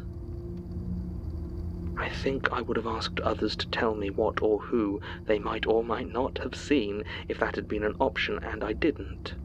So I must have lived alone. I don't know why the lights were off, but the moon was bright and cast stark shadows upon the empty floor where this figure stood. For obvious reasons, I can't describe him. I can barely describe his absence. I could try to say that his hypothesis was tall and wide. Conceptually, he could have had arms that stretched away from a soft-looking torso with stubby fingers that did not grip the banisters tight enough to splinter. If he had had a face, it would have been unremarkable, with a small, plump mouth that failed to quite turn into a smile. He didn't speak, so I couldn't hear his offer to join him on the staircase, but I accepted. I don't know if I was just desperate to try and get up and into my bed, or if I was generally curious as to what this man had to offer me, when he didn't even have enough wherewithal to exist. So I placed my foot on the first step, and I began to walk. If he'd been there, it might have been hard to get past his bulk, but as it was, I continued up without any problems. The staircase in my house was not long, and it wasn't steep, and it went straight up to the landing with only a single right-angle turn. It was not a spiral staircase, so after walking down that corkscrew for almost a half hour, I knew it couldn't be mine. The man hadn't come with me, of course, so I wasn't able to ask how it was he could always stay 3 steps in front of me without once moving his legs. I walked, and then I didn't walk, and that got me moving much faster. The walls didn't look like my house because there weren't any, so it was hard to tell what they did look like. Eventually I must have reached the end because I woke up the next morning in my bed, and my bed was at the end of the staircase that was there, so I assume it was also at the end of the one that wasn't. The next few days are hard for me to remember because they happened, and genuine recollections slip through my mind like rippling glass. But the man didn't come back. He didn't come back every night. He didn't come back until I made a horrid mistake. I called to him. I stood on the landing and shouted at him to go away. I asked him if he was there. I demanded he show himself, all utterly impossible, of course. I was shouting at nobody but myself, and so it was into my own mind that my curses and pleas burrowed and nested. As he wasn't there, I have no way of telling how many teeth were on show when he smiled at me. After that, it became hard to tell where he failed to begin and easier to tell where I ended. People would forget me, but that was all right because only real people care about who remembers them, and I was no longer among their number. I would have whole days where I failed to exist, a feeling so entirely alien that I am glad I had no stomach from which to throw up. And as I existed less and less, the man ceased to exist less and less, until I remember the first time he was really in my house, and I wished for nothing more than that I had hands with which to strangle him. My parents were the worst. They came for dinner once, shortly after I had called to him. They looked so confused when I served them their meal, and the conversations would die after only a few words. My mother's eyes were bloodshot, and I could see them unfocus when they tried to look at me. She dabbed a napkin at her mouth and asked me where her son was. I asked her what his name had been. She didn't know, She dabbed her mouth again and the napkin came away bloody. My father said nothing, as I had taken him up the stairs an hour before, and he now lay dead in his chair, his heart unsuited for the expedition. He had sworn at me as he tried to climb them to the top, telling me I was no son of his, and I was trying to agree with him, but if I could have done so, then he would have been wrong. Eventually, after almost an hour descending the spiral, he This is fun. over in his seat and lay lifeless. My mother got abruptly to her feet and told my father that they were leaving. My father got to his feet and silently followed her out. I never saw either of them again. Eventually, the man who would never set foot upon my staircase became real enough to have done this to me. He existed so thoroughly that he was finally able to laugh at the joy of being. He looked around for me, but of course I wasn't there, and in my absence I watched the realization on his face that in reality, whoever he was, he had died decades before. And he was now in reality. He tried to scream, but his throat decomposed around the noise, cutting it short with a slough of rotten flesh and collapsing brittle bone. And as I stared from the empty spiral staircase, I wanted to laugh right back at him, but I couldn't, because I just wasn't there. I haven't been here for a long time now. Time is difficult. I try to take people up the staircase. Sometimes they make it, sometimes they do not. None of them have called out to me, though. Not like I once called out to an empty house. Most staircases are easy for me to not be on, but this one here took effort. I tried to be just real enough to talk to you. I wanted to share.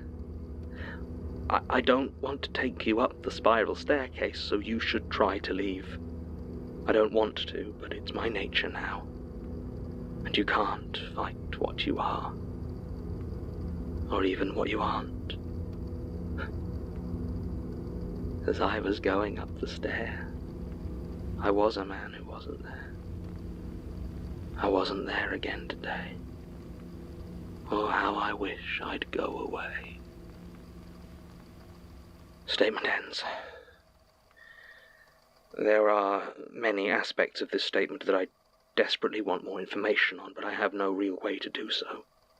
There are some short pieces of correspondence in the file addressed to Gertrude from someone called Eric Delano, confirming that while he typed out this statement he has no memory of doing so, and requesting some sick leave to address persistent migraines he has developed.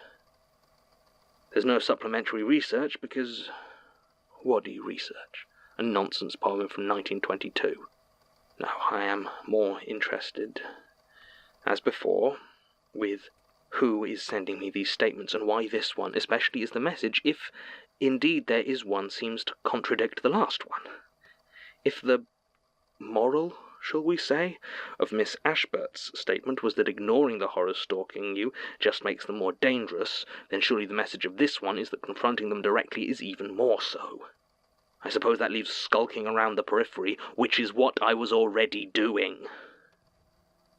There is, of course, a different reading, which is that this is a targeted warning about trusting Michael. Giving them the obvious parallels, swap out stairways for corridors and spirals for fractals, and there you go. The nowhere man thing is new, though. What was it Leitner said about the spiral? It deals with fooling your senses, drawing your mind into difficult paths, making you doubt the reality you live in. Well, if this is a warning about Michael, then it is, as before, somewhat superfluous. If I never see him, if I never see it again, it's too soon. Maybe that's it. It. Maybe whoever sent this wants me to consider how many of these creatures used to be people. How many seem to have taken the mantle from the ones that came before them, and how none of them seem to be able to overcome their new natures. And most of them don't even seem to think like people anymore. Given that there is every possibility I've taken on one of these mantles myself, this is not an interpretation I'm keen on. Or it could be someone in the archives randomly sending me statements with no curation, rhyme, or reason, assuming they come from the archives. They're marked as Institute statements, but I have no idea who's sending them. I feel like I've been seeing a lot of police cars about. Maybe... that's absurd. Maybe Leitner stole a lot of statements and had a sort of dead man's switch to... Occam's razor. For now, it makes sense to assume they're coming from the Institute. And they're only coming one at a time, so I will work on the belief that they are some way curated. So the current questions are who and why. I feel bad staying put, like I might be placing Georgie in danger, but I don't have anywhere else to go at the moment. And if the increased police presence isn't just in my head, then I don't know. Right, I'm out tonight, okay? There should be some stuff in the freezer if you... Oh. I was just, You didn't say we got another one. I didn't want to worry you. I knew it was something. You've been weird all day. I'm sorry, I don't know. Yeah, well, we can talk about it later. I need to head out. Yeah, you look great. What's the occasion? I have a date.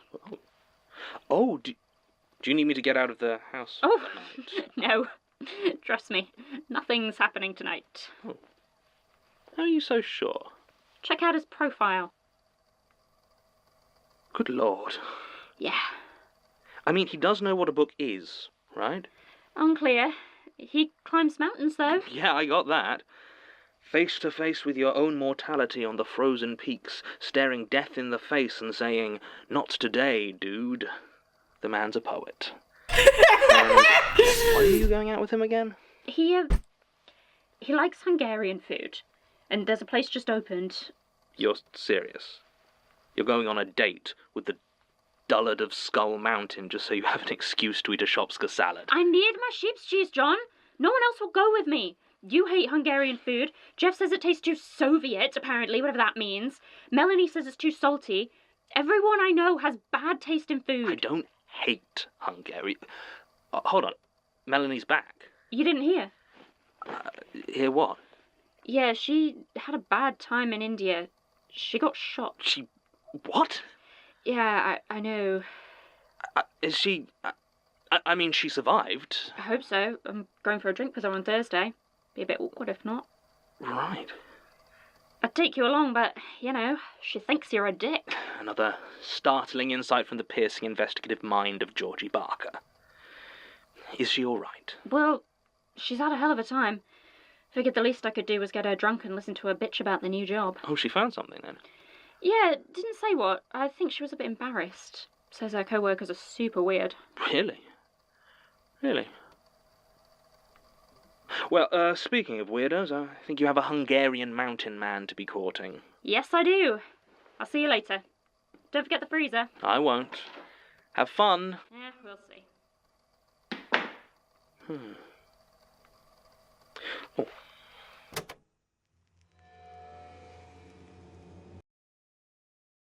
Yeah. That's so fun.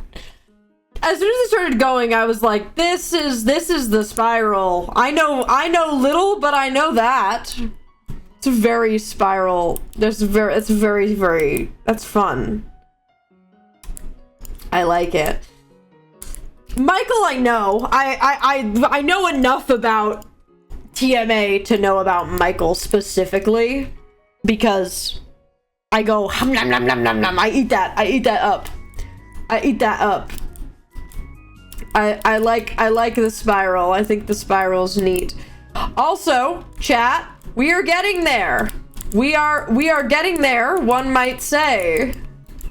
Look at all that. Michael Hart, yeah. That is very much the consensus that I have gotten.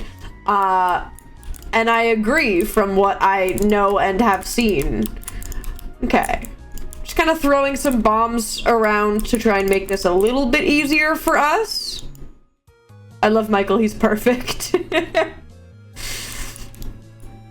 Yeah, shout out. I don't know anything about Michael pre, like Michael Distortion, but I know just a bit. Just a bit. That's me. I love it in Meta's Michael so much. Yeah! It's Meta's cosplay! That's what I'm speaking of specifically. I go, nom nom nom nom nom. It's good. It's tasty. You poor sweet summer child.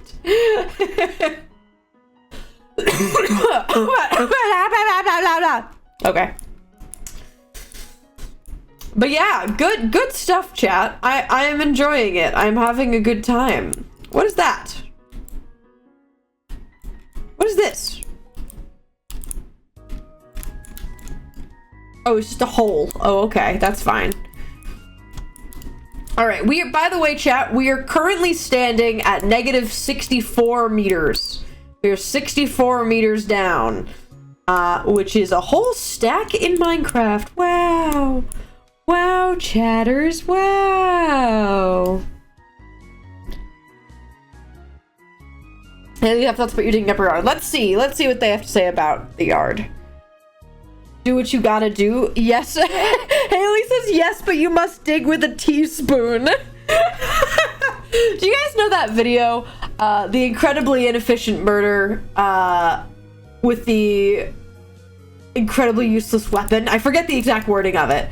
Do you know what I'm speaking of? What is it? The incredible inefficient murder with something like that. It's just a video of a guy that chases a guy down with a spoon, just hitting him over and over for years. That's what I imagine me digging in a yard with a teaspoon to be like. It's like, I'll do it. But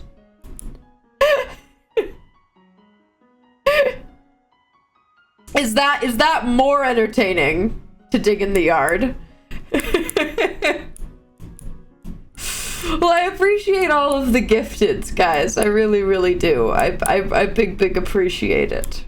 All for the hole! All for the hole! Something about digging, man. It's like my terraforming heart and my addiction soul come to meet together, and they say, dig. We can start with a teaspoon and then upgrade. There you go. We gotta simulate the game. Exactly. Simulate Tartarus Dirt Digdug's problems and fascinations. Start with a teaspoon, upgrade every 20 subs. What a world I live in. Now, where will we get the moles from? Oh, no. That's Centros. That's Centros. He comes and gets me, eats me, wrecks my soul and body. Guys, I feel like we're almost there. Am I crazy for that? Maybe. But I feel like I'm almost there. Okay, my inventory's full. Let's go up. Jeez, this is crazy. Just looking up is insane. $3,000. Dang, guys. Okay, we've now have more money than we did at the start. I'm gonna buy 20 more bombs. Big booms. Okay. Ol Centros is one of the moles. Make that canon. I want him to be like a were-mole. That's what I ask for. Make him a were-mole. Can we do that?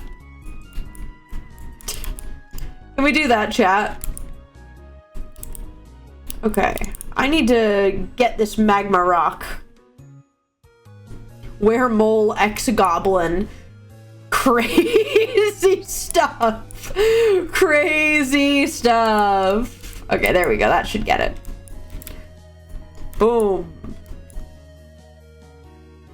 Nice. Whole prison duo. Whole prison duo, but it's like he's the mole at the bottom of the at the bottom of the hole. He's the mole and the prison is the hole. That's why that could be our new motto now. He's the mole and the prison is the hole. Oh my... Kirito! DM Kirito! You are crazy! You are crazy! You are crazy for that! Let's get some 20 big booms! Let's vote. Are we 20 from Subgoal? Yeah, we are. We're now almost a Subgoal, guys. Okay, let me make a poll for you. I'll take your interesting... Okay, thank you for pinning that, mods. What ep next? Can at least get one more in, I think. Okay, homophobic vase. Great thing. The gardener. That sounds on theme. What else? Anatomy class. These all seem like they could go terribly wrong. The new door or lights out.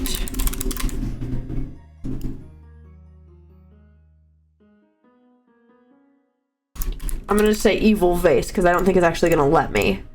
I don't think I can make a poll with the word homophobic in it. Shout out to Twitch for that one. So evil vase is homophobic vase. I hope that does. I hope that's good enough. The new door sounds the most... That's the one that I'm looking at. That's the one that's the title that calls to me. That or anatomy class, because anatomy class feels like terrible things could go wrong. All right, 20 big booms. Boom, boom, boom, boom, boom, boom, boom, boom, boom. That's 10. Let's go lower. Boom, boom, boom, boom, boom. Let's not blow ourselves up. Boom, boom, boom, boom. All right, that's all of our booms.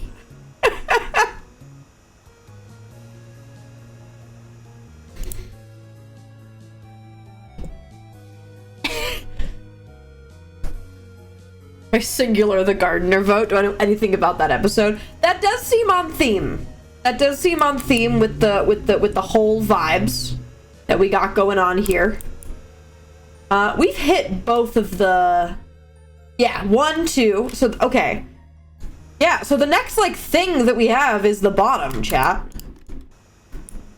And then we'll go see our good friends, the moles. We'll go see our good friends, the moles, chat. What's Mole Centros' name? What's Mole Centros' name?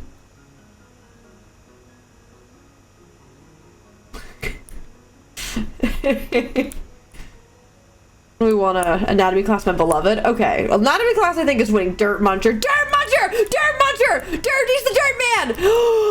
Dirt Muncher! Dirt Muncher! Dirt Muncher!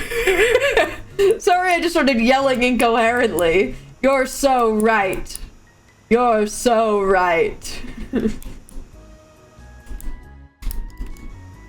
Beautiful job. Beautiful job. Okay. Anatomy class has 1. Anatomy class has 1. I'm really interested to see if we're gonna run into, like, another... thing. Like, I'm really interested to see if we're gonna run into another briefcase or something, because I feel like we should.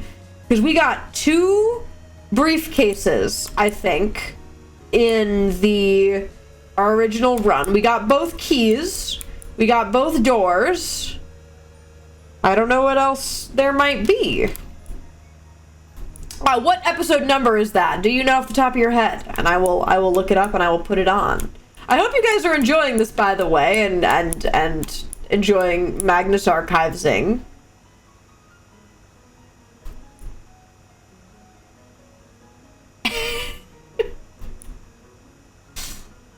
$34. Okay. Interesting. Guys, I just found diamonds. Guys, I just found diamonds. Okay, let's go not dig in that crevice anymore. Let's go up here. And get this part done. Oh! Oh! Oh! I'm loving this so much. Okay. Good chat, good. I get nervous when I just, like, put things on. But I know that that's, like, a thing you guys enjoy. But I get nervous sometimes. Alright, go until our inventory's full. That's the way of the world.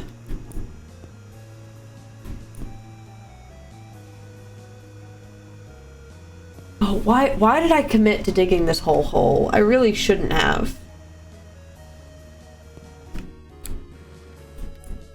Why did I commit to this? Please don't blow up again. I won't. Surely.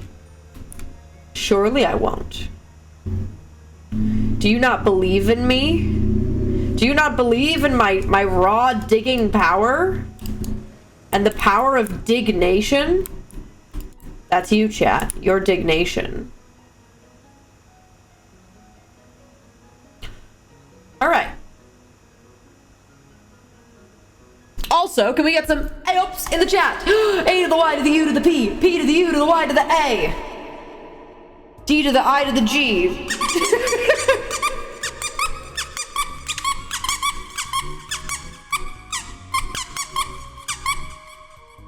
Stunning. Alright, chat. How close is our inventory? Ah, okay, I'll just put it on chat. Alright, let me pull it up. Ba-ba-da-ba-ba-da-ba. TMA 34. Anatomy class. Alright. Are we ready, chat? For your battery, though? I'll fix my battery. Alright. One more hydration. Alright. Here we go. And we're off.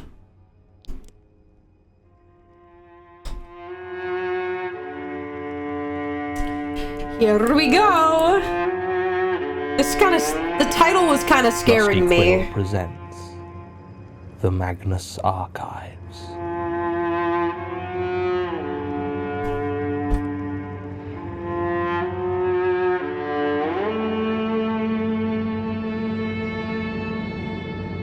Episode 34, Anatomy Class.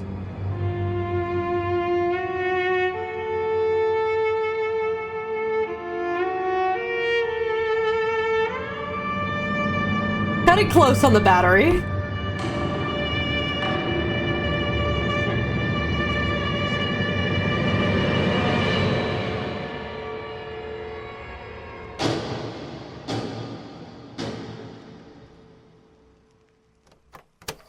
Apologies for the somewhat archaic... No need to worry. I understand. Some things you just can't trust to computers. It's like I always say about those robotic surgery machines. It's just not the same. If I'm going to be operating on a man's pancreas, I want to feel that pancreas. Fiddling with a joystick just won't cut it, as it were. I didn't think you still performed surgery. I keep up with the developments. And I remember the feel of a pancreas. Well, quite. Now, if you'd be so good as to... You know you have an infestation, don't you? Excuse me?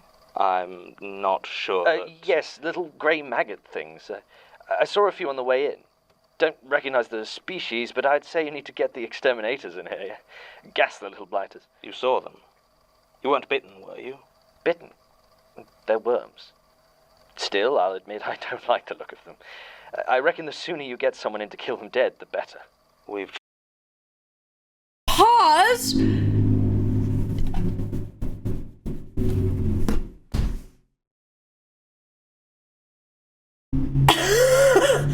Thank you for the 40 gifted? Oh my god! What the heck?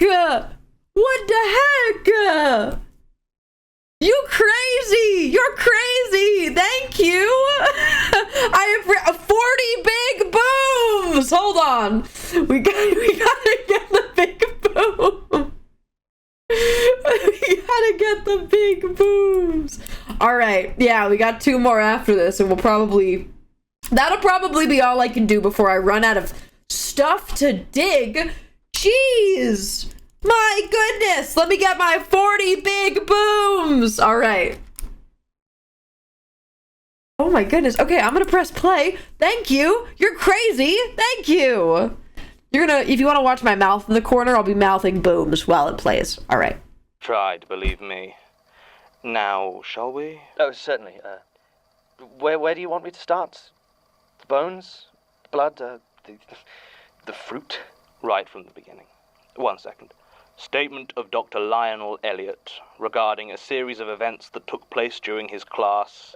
Introduction to Human Anatomy and Physiology. At King's College, London, in early 2016. Statement recorded direct from subject, 12th July 2016. Statement begins. Now? Yes, just start from the beginning. Right. Well, I shouldn't even have been teaching the class, really. As far as I knew, I wasn't going to be needed for any teaching on the biomedical engineering course this year. I can't say I was particularly upset.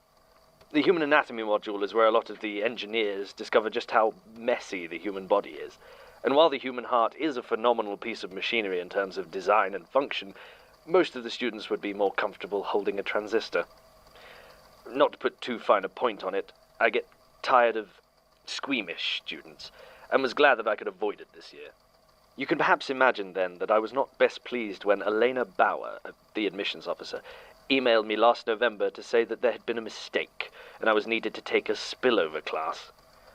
Apparently, the system had accepted more students for the course than there were places, and they were trying to organize an additional class for the 7 who were unassigned. It didn't make a lot of sense to me. Anatomy class wasn't until the 2nd term, so surely this mistake should have emerged earlier. But Elena kept saying she didn't know. She just had 7 students who needed tutorials. I won't pretend I took the news gracefully. I have a lot of research due shortly, and, well, you know academia. Never enough hours in the day. Still, I was the only staff member both qualified to teach the class and technically free when it had to be scheduled. So I agreed, although that really makes it sound like I had more of a choice than I actually did. I didn't meet the students until the module started this January. I wasn't responsible for any of the lectures, so the first time I saw them was in our initial class tutorial. They all sat there, all 7, staring at me, and I felt oddly uncomfortable. There was nothing wrong with them, of course, nothing strange to see or to look at, just, well, this is going to sound stupid to say out loud, but I don't remember what they looked like. Any of them. I remember that each wore blue jeans and a white shirt, though they were all different makes and styles. I think one of the girls had a skirt instead. I must have noticed that they were wearing the same outfits, but it didn't We also did hit Subgoal chat. I'll add it to that. You guys are crazy for that. strike me as odd. They all just looked so normal, unremarkable. I remember their names, though, from the register. They stuck with me, maybe because they were such an international group. There was Erika Musterman, Jan Novak, Pyotr and Pavel Petrov, who I think were brothers, maybe twins. John Doe, Falan Al-Falani, and Juan Perez. I greeted them when I entered the room and was met with silence.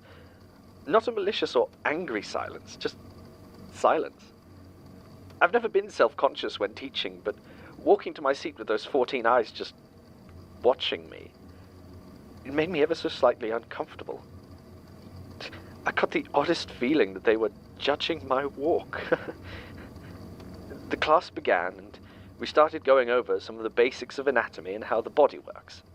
They started to talk then, and some of my unease left me. I don't remember exactly what was said.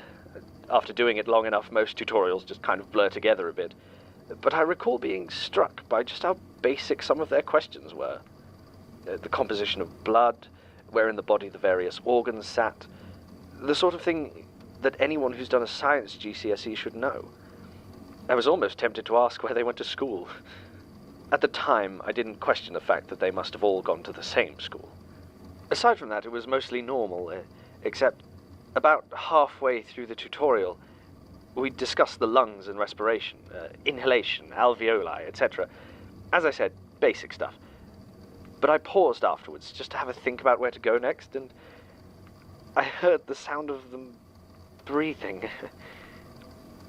That's not abnormal, I know, but it seemed to fill the silence so suddenly and all at once. I could have sworn that I didn't actually hear it before that moment. Like they'd only just then started breathing. which is absurd, obviously. I was probably just listening out for it because we'd been discussing the lungs. Even so, it was disconcerting, and I don't mind telling you that I breathed quite a sigh of relief myself when the tutorial was over and I could get out of there. Now, I consider myself a conscientious worker, and in all my years at King's, I can count on one hand the number of times I've called in sick. But when the time came for the next tutorial with this class, I had to stay home with a migraine. It wasn't a lie, exactly. The thought of sitting there for another 2 hours with those staring, placid eyes gave me such a spell of anxiety that my brain felt like it was being stabbed with a shard of ice. I did have to teach them eventually, of course. I couldn't avoid it forever. Re-entering that room, though, all of them were sat in the exact same positions, in the exact same clothes. Their breathing deliberate and almost pointed. When Erica Musterman, or was it Jan Novak, said good morning, the others followed suit, one by one, and I had to fight the urge to run. It struck me then that, despite how diverse their names were, none of them seemed to have any noticeable accent. Not that it did anything to reassure me. There was no one else who could take the tutorials. Believe me, I did everything I could to try and find a replacement. Still, once I got used to their stares, their silence, and the fact that their questions were both specific and oddly basic, one of the Petrovs once asked me how sharp are the knees meant to be. Well, it was just about tolerable. I'm a bit ashamed to admit it, but I came to terms with the fact that I didn't care if they passed any exams. And that actually made the whole affair more manageable. I just did my best to stop caring. And then came our first of 2 sessions in the dissection room. We were looking at the skeleton. I had been dreading this. Given exactly how creepy and unsettling the students were just sat in a classroom, the idea of what they could do when given access to human remains made me feel quite nauseous. But I couldn't bring myself to leave them there alone, so I went. It was even worse than I'd feared. Seeing them stood there over the bits of cadaver, their faces, normally so neutral, were alive with... what was it I saw? Excitement? Curiosity? Hunger? Whatever it was, it didn't reach their eyes. Still staring and blank. I went through the procedures with them and tried my best to keep the trembling out of my voice. When Falan reached for a scalpel and started cutting into our samples, I felt faint. I was trying to keep an eye on everyone, but the dissection tables were arranged in a semicircle around the lab, and each time I turned to face one of the students, I began to hear this cracking sound from whichever tables I wasn't looking at. Like a snapping bone or a rib cage being forced open. I'd turn back and see nothing untoward. Just John or Erica or Juan or whoever it was looking at me quizzically over distinctly unbroken bones. But it kept happening. Whenever I wasn't looking, I heard the crunch and the crack of bone. I couldn't ask about it. I knew the dead-eyed, mute stare they'd give me if I did, and I just couldn't face that. Finally, I managed to position myself so that I could see what was happening behind me in the reflective edge of the metal table. It wasn't much, but I could see a slightly warped image. It was Pavel in this case. I saw him pick up a bone, a radius, I believe, from the forearm. He held it up next to his own arm, and then there came that snapping, crunching noise. I swear I saw his arm distend itself, the skin shifting as something inside changed and rearranged until it matched the length of bone he was holding up to it. I tried not to react, not to make a noise at this mad impossibility that I saw. I couldn't help it, though, and my legs gave out. I collapsed on the floor with a whimpering cry. None of them looked at me. None of them offered to help me up. None of them gave any reaction at all. I shut my eyes tight as that cracking sound began to come from every direction, as all 7 of them began to change themselves. It went on for almost half an hour until our allotted time in the lab ended. And then they left, walking past me, still sat helpless on Go the floor. tell someone, As they bro! Thanked me for the lesson, as though nothing had happened. And I swear that every single one of them was taller than when they started. I started taking more sick leave after that. I avoided their tutorials as often as possible, and when I did go, we largely just sat there in silence until one of them asked me a question about human anatomy, which I would reluctantly answer. I know I should have just abandoned them entirely. If they were going to complain to anyone, they would have done it already, but even then I was worried my colleagues might notice, and I really didn't want to get a reputation as some absentee tutor. It didn't help that a colleague of mine, Dr. Laura Gill, once expressed surprise on learning that I'd been absent the day before, as apparently she'd passed by my teaching room and my anatomy class had just been sat there, waiting quietly. The thought of them politely filing to every tutorial just sat there, blank and staring, whether I was there or not, just waiting. To be quite frank, I think that bothered me almost more than being sat there with them. Still, I managed largely to avoid them until the 21st of March, when they had their second lab dissection. Hearts. I'm not an idiot. I was well aware of the sort of sinister nonsense that was likely to happen if I went, but I also knew by now that they would attend whether or not I was there. And to leave them in a lab unsupervised would be the sort of thing that would actually get me fired from my position. It was a rainy morning. I remember that because I deliberately didn't put up an umbrella. Something inside me was so dreading what was going to happen that the very act of opening umbrella seemed pointless, as though my being dry couldn't stop what was coming. There was no reason not to get soaked. So I was dripping wet when I entered the lab, and my glasses had steamed up to the point where I could no longer see through them. When I wiped them clean, they revealed those... Hey, David. Look at this. I've dug it all. I dug it all. He was displeased. Side note, chat. Hole big. Hole massive even. Dare I say. Anyways. The 7 blank faces, utterly unconcerned with my sodden state. Each had somehow got the heart laid out in front of them on the dissection tray. I decided not to prolong it and waved them to start. I don't know what I expected. Maybe I thought they'd descend into some sort of feeding frenzy, but they didn't. They just began to dissect the hearts, as any other class would, occasionally asking me polite questions. I was so taken aback at how normal the whole situation seemed to be that it took me some time to actually answer them. I did, though, and the first hour of the class almost put me at least a little bit at ease. The more I thought about it, the more it made sense. Maybe they were doing weird things to their insides, but if it was the heart, then I couldn't see it and I couldn't hear it.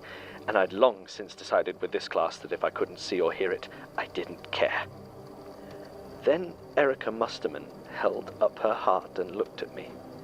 I began to get that sinking feeling in the pit of my stomach as she asked me, "How does the heart pump blood?" I started to explain the biological mechanisms of the heart pumping when she shook her head slowly and said, "What does it look like?" And then when I didn't answer, "Is it like this?" The heart in her hand began to spasm, not like the regular rhythmic pulse of a heartbeat, but like a balloon being rapidly squeezed at one end. Bits of it swelled and stretched and distorted, seemingly at random, and blood began to flow haphazardly from the ventricles, dripping down Erica's forearm and dribbling onto the floor. I stood there, speechless, staring at this horrible miracle, from when behind her I see Falan raise his heart, saying, "That's not what it's like." and blood starts to gush from all over his heart in tiny geysers, shooting in every direction. Soon each of them is holding a heart up, each pumping and throbbing differently, blood leaking, spurting out of them in a different way, a different nightmare. They wanted me to tell them which was right.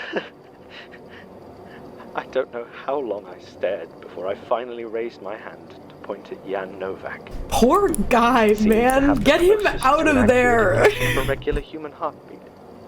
Then I turned and walked out of the lab. I spent the rest of the day sat in the staff room, waiting for someone to come running in, screaming about the lab being full of blood. I expected questions I couldn't answer, and immediate termination. But nothing happened. No one came. When I returned to the lab several hours later, there was no sign of any blood, except for the tiniest speck dried into a tile crack in the corner. Unless that had been there before. I don't know. My shoes were still speckled with blood, though, so I know I wasn't hallucinating it. I checked with Dr. Gill, confirmed that she could see the spots, though I neglected to tell her it was blood. I had no intention of inviting further questions. I missed the next 3 tutorials. I just stayed at home, but something wouldn't let me just simply let it go. Finally, I made a decision. I wanted to see where they lived. I felt like I needed to, for some reason. Needed to see if they existed outside of my class, outside of my mind. I asked Elena, and irregular as it was, she gave me the address. It didn't surprise me to find out they all lived in the same place. A semi-detached house on Kingsland Road in Newham. I'm afraid I don't remember the number, and the details have disappeared from the college systems. The house itself was run down, as might have been expected, and I must have spent a good 15 minutes just stood in front of it, waiting for the courage to approach. Finally, I knocked on the door. The wood was old and dry, and some flaked off under my knuckles. It opened immediately, and there stood Jan Novak. When she saw me, her mouth twisted into something I think was meant to be a smile. "Hello," she said. "Have you come to give us more lessons? We would like to learn about the liver." Her eyes locked onto my abdomen. I was about to reply when a muffled scream of pain came from somewhere deep inside the house. It sounded ragged, like whoever was crying out had been gagged. I looked to Jan Novak, who showed no indication she had heard it, still staring at where I taught her my liver would be. They just want to learn, and it's something, man. I did call the police, but they just told me that the house was currently unoccupied and they'd found no evidence that there had been anyone present. I took great pains never to see that class again. I avoided all tutorials and simply waited until the end of term. I haven't seen them since. That's it? Not quite. There was one other thing. When I went to the classroom shortly after what should have been their final tutorial, I found something on the desk. It was an apple. Next to it was a handwritten note that said, "Thank you for teaching us the insides." I burned the note, just in case. And the apple? Did you eat it? Do I look like an idiot? Of course not. I cut it in half first to check if it was off. And? Human teeth. Inside were human teeth arranged in a smile. Here, I brought you the 2 halves to see for yourselves. Oh, good Lord, that's deeply unpleasant. Oh, good Lord! You can keep it if you want, as a proof. We do not want it. I'm afraid it isn't really proof. Someone could have stuck those teeth in after the apple had been cut. You think I would do that? I didn't say you would. I just said it was enough of a possibility that I don't think your tooth apple has a place in our artifact storage. Also, it is technically medical waste. Fine. I'll dispose of it myself. Now, is there anything else you want with me? No, this should do. We'll investigate and get back to you if we find anything. Statement ends. The first thing about this statement that makes me dubious is that it comes from a fellow academic. Historic and prestigious as the Magnus Institute is, there are still many within the sphere of higher education that do not grant it the respect it deserves. And some have been known to make false statements as ill-conceived jokes. Another mark against the veracity of the statement is the names of the students. A quick internet search reveals Erika Mustermann as the official German placeholder name, similar to the English name John Doe. The same is true of the other names. Yeah. Juan Perez is the generic name of choice in most Spanish-speaking countries, Fulan al-Fulani in the Middle East, etc. It seems strange to me that Dr. Elliot would fail to take note of this. Still, Tim made contact with Elena Bauer in the King's Administration Office, and while she couldn't find any actual records of them in the system, she does remember them being there, and confirms that she assigned them to Dr. Elliot last year. She could be in on it, of course, but Tim seems to believe her. There's also the matter of the teeth. I stand by my assessment that there is no evidence they were placed there by supernatural means, but it does seem an awfully long way to go for a bad joke. In the end, we did send them off to a dental specialist, but they weren't able to tell us much beyond the fact that they all seemed like healthy adult teeth, and most of them appeared to come from different people. There's not much more we can do to follow this up, without dedicating additional time we can't afford. The only other lead was Sasha's discovery that early last year, Dr. Rashid Sadana took his own life. There's no direct connection, except that he taught the Anatomy, Physiology, and Pathology for Complementary Therapies course at St. Mary's University, and the only note found near the body simply read, "Not to be used for teaching." End recording. Fun stuff. The Magnus Archives Yeah. I like it, Picasso. I like it, Picasso. Creepy as hell, but I like it. Creepy as hell, but I like it. And chat, the hole is in sight. The hole is in sight. There it is. As compared to that, which is kind of insane to look at. We are almost there.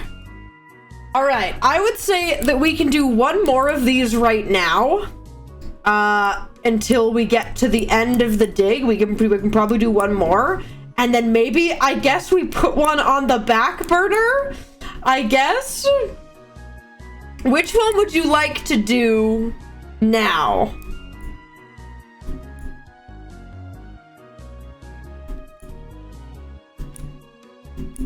Which one of the two that you would do? Meet Michael or homophobic face? Okay, I'll do a poll. Okay. What? Meet Michael? Evil vase. All right, there you go. You can vote. Let's go back up to the top. I've been trying to take off these like tiny little side bits, but it's a little bit harder to hit them. I kind of have to be like really zoned in to try and get a lot of the specs, because they're just kind of hard to finagle properly. And it's a lot of jetpacking. I could do this though.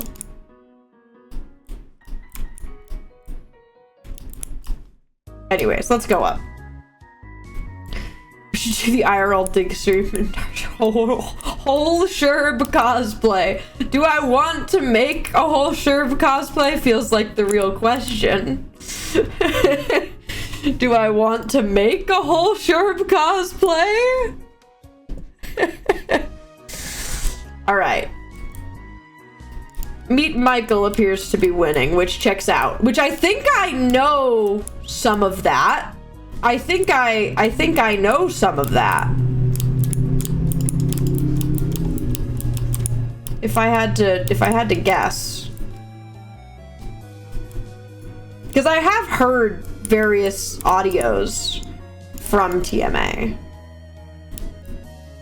What is this? There's still dirt in here. Oh, that will not do. That will not do. No, no, no. All right. That's better. That's much better. Is there dirt in the other one? Did I get it all? Okay, no, I got it. I got it. All right, 47, the new door. All right, last one for today.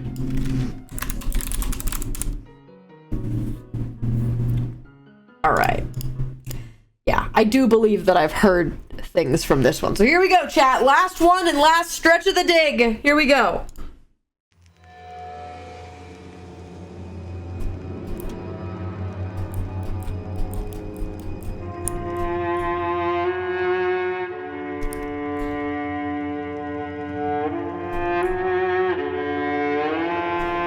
Rusty Quill. Yeah, please look at the trigger warnings, by the way. The Magnus Archives.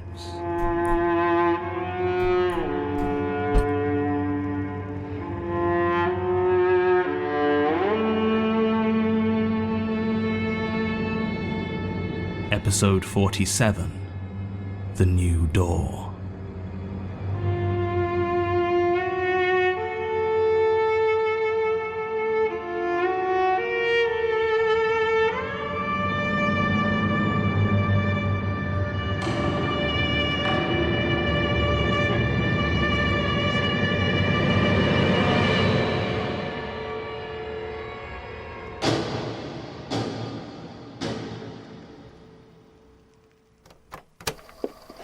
Statement of Helen Richardson regarding, how would you describe it? Miss Richardson? What? Your experience, how would you summarize it? Well, I've been trying to draw you a map, but it doesn't work. Right. Statement of Helen Richardson regarding a new door in the house she was selling. Statement recorded direct from subject, 2nd October 2016. Statement begins. Miss Richardson? There's no left turns. Look, none. It just turns right. It doesn't make any sense. No, it wasn't a spiral because you could also go forward. I mean, I did mostly just forward, and the paths never got shorter. Like you were coming to a centre, they just kept going. It doesn't make any sense. Look at it. Miss Look Richardson, at it. You're right. This map doesn't make any sense. After a few turns, It becomes a mess of impossible lines. Yes, but it will be very useful for our investigation if you could start at the beginning. Give us some context. Tell me how it got started. What do you want to know? There wasn't a door, and then there was. I worked for Wolverton Kendrick. I still do, I suppose. I haven't officially quit, but I haven't been back there since this happened. We mostly sell properties around the Wimbledon area, sometimes as far out as Collier's Wood. We specialise in well-appointed family homes for successful professionals looking to move further out of London. We've had a lot of success, and these days usually have anything up to 200 properties on the market. Most of them are detached family homes or big, well-appointed flats. I've been with the agency for about 8 years now, and I've done thousands of viewings for them. So believe me when I say there was nothing unusual about that house on St Albans Avenue. I mean, maybe the fact the owner was selling it for less than $2 million. Even though it still wasn't suspiciously cheap. It was just a lovely house in a good area, like every other house I sell.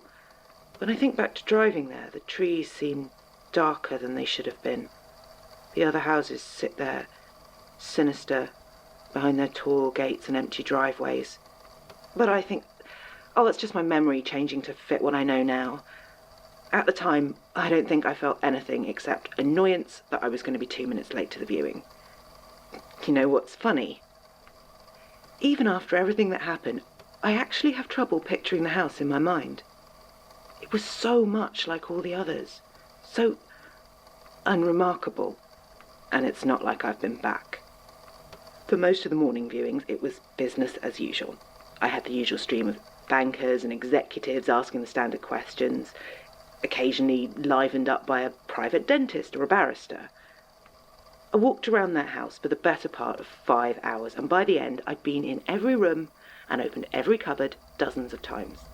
And I promise you, I swear to you, that door was not there.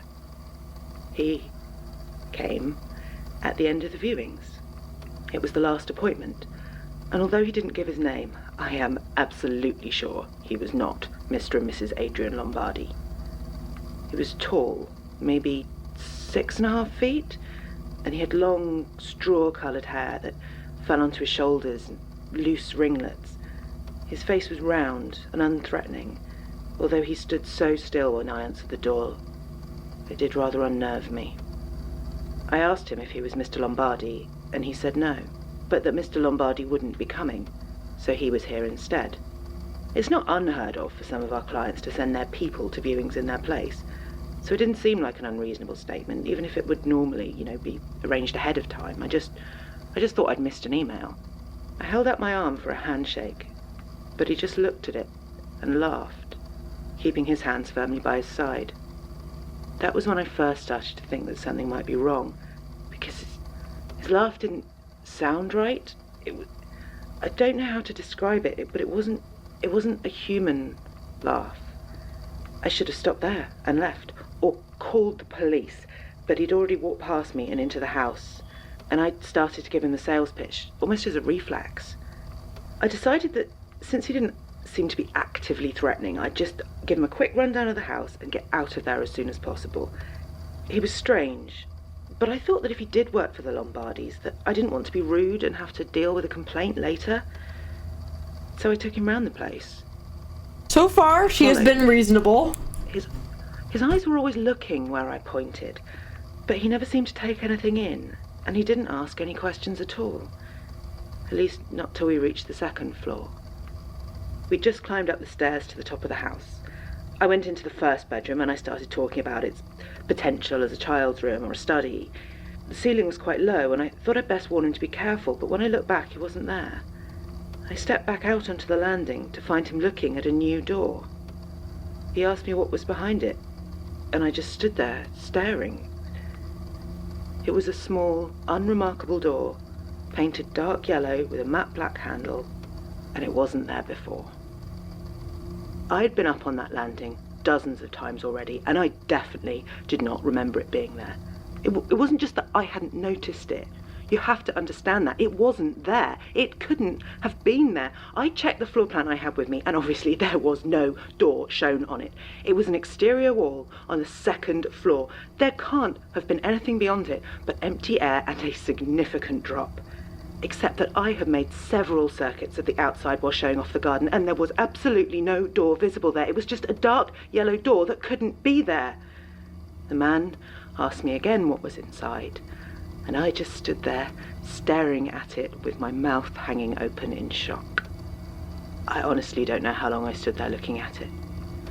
My strange client said nothing, and I'd almost forgotten he was there by the time I finally made up my mind.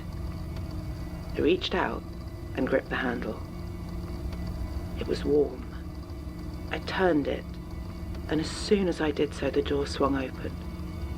I didn't need to pull it at all.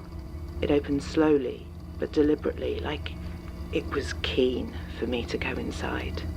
And beyond that threshold, where there should have been empty air over the garden, there was a long, windowless corridor. It was lit by electric lamps attached to the walls every 10 feet or so, and the walls were papered over in a swirling green pattern. Running down the middle of the faded yellow carpet was a rug, black and thick, that disappeared off as the path very gradually curved to the left. On the walls were what at first looked like mirrors, but I soon realised that while a few of them were mirrors, most of them were paintings or photographs of that same corridor from various odd angles. Here's the thing. I don't remember going through that door.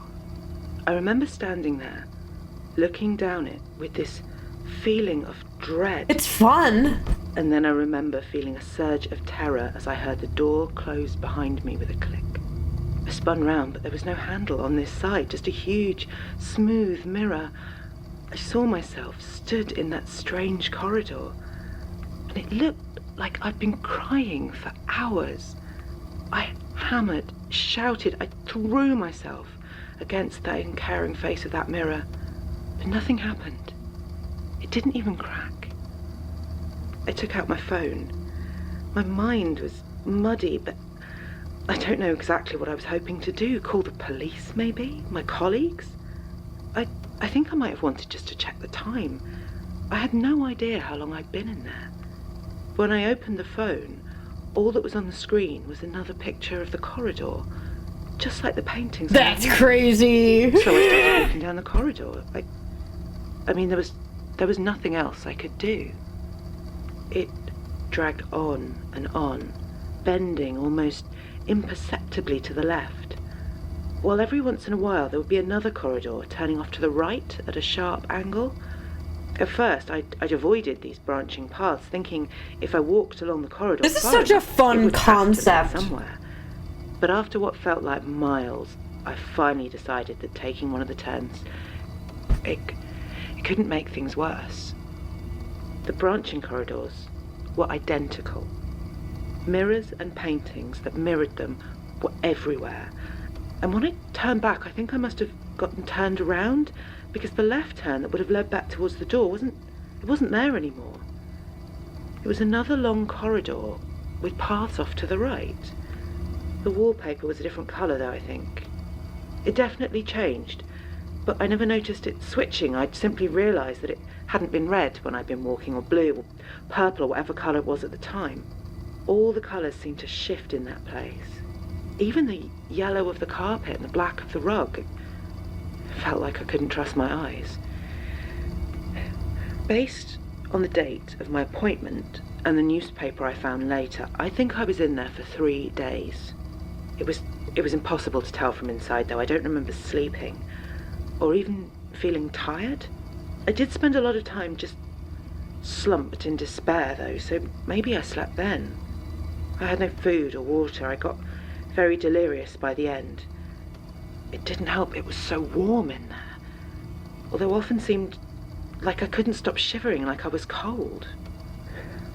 I was almost passed out from misery when I saw it. It was stood way off in the distance, a long way down the corridor.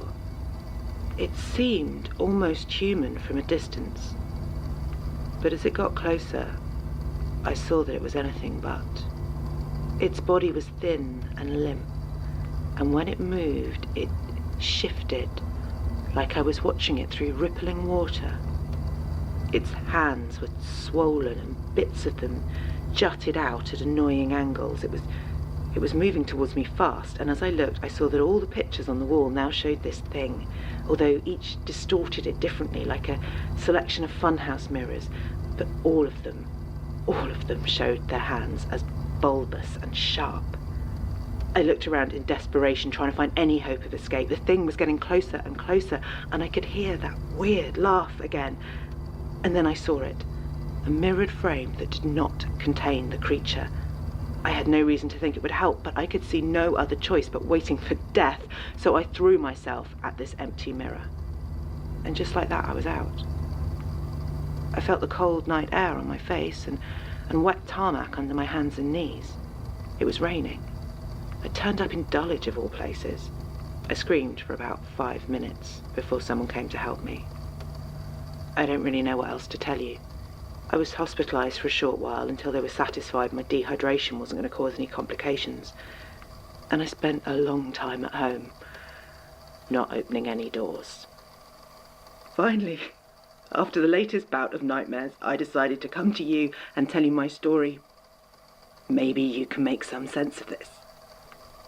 Perhaps. Leave it with us. We'll do some digging and see what we can find. You believe me, then? Yes. Yes, I think I do. One thing, though. You say you don't remember the man's name. I think he told me, but I It wasn't Michael, was it? Yes. Michael. That was it. Do you know him? Maybe. We'll make some inquiries and get back to you, Miss Richardson. Thank you for your time. Right. Well, I'll just leave you to it then.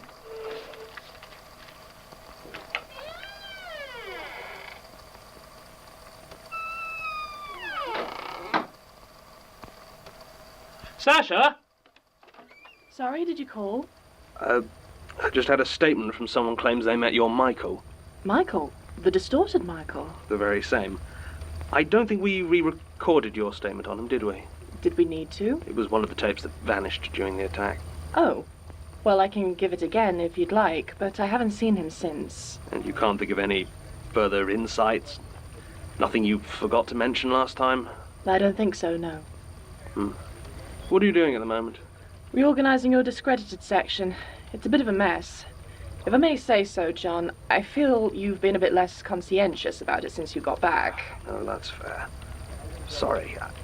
Let me know once you're finished. I'd very much like you on this case. Yes, will do. Do you even know they're lying to you? I'm sorry, I didn't... Can I help you? This place is off limits. I disagree. Who let you in here? Let? I'm afraid that isn't how this works. You're him? Yes. Michael. That is a real name. Are you here to kill me? No. Oh. Why are you here? I am simply collecting what is mine, Archivist. The one who enters my domain. Miss Richardson? You own those hallways? What a fascinating question. Does your hand in any way own your stomach?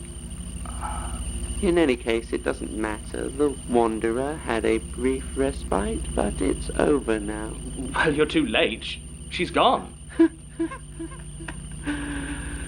Yes. Did you notice which door she left through? Yes. Wait. No, there was... There has never been a door there, Archivist. Your mind plays tricks on you. Let her go. No? Get her back here! Are you going to attack me? Who the hell are you? I am not a who, Archivist. I am a what? A who requires a degree of identity I can't ever attain. So, Michael isn't your real name? There is no such thing as a real name. What are you talking about? I am talking about myself. It's not something I'm used to doing, so I'm sorry if I'm not very good at it. You decided to appear down here and stab me anyway. I wanted to talk to you. I intervened to save you before. I'm interested in what happens next. Yes, well, thank you for that, I suppose. And you still haven't told me why you intervened at all. I'm normally neutral, yes, but the loss of this place would have unbalanced the struggle too early. I'm keen to see how it progresses. You make it sound like there's a war. Then I will say nothing further. I wouldn't wish to tarnish your ignorance prematurely. Goodbye, Archivist. Wait. Michael? Yeah, and then Michael? the tape goes back to normal. That's so fun. End recording. Yeah, that's so fun. What a silly guy. What a silly little guy.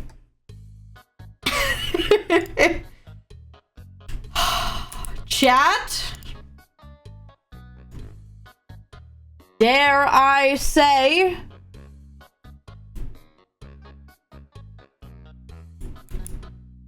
Dare I say... Are we there?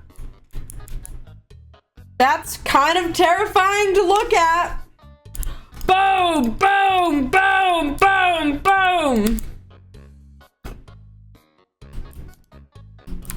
I'm throwing more bombs. Boom, boom, boom, boom.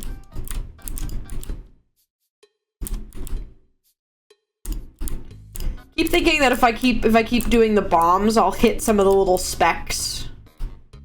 Maybe. Well, there you go. We did it, I think. I would say so. It's time to end this. The whole... Hold on, wait. I'll get... Where is it? Hold on. Hold on. The hole.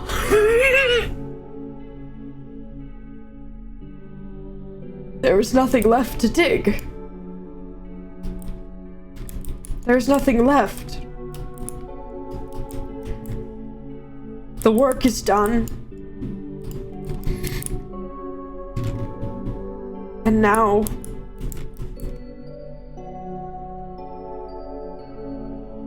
I must follow my calling to go deeper, to see more of the below, to go deeper.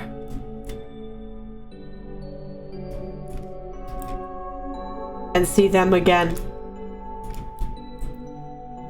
Oh, save!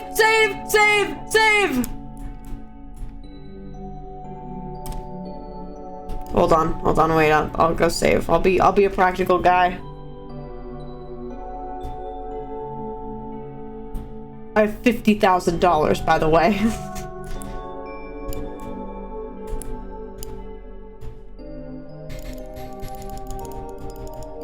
$20 more bombs. And here we go.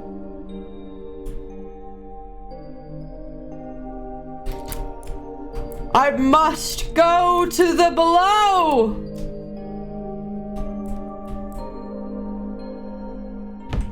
To the mole. To the hole. To what awaits for me.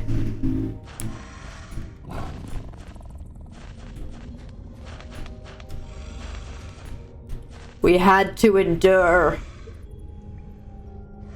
to get this far. Why is he just chilling there? Are you waiting for me?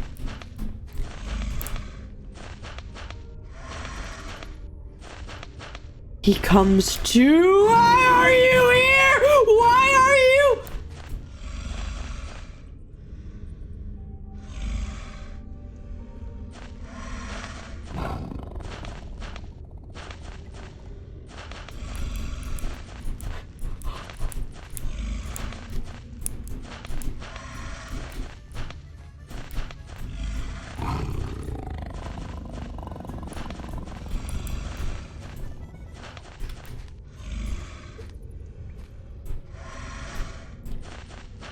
I'll make a run for it when the time comes.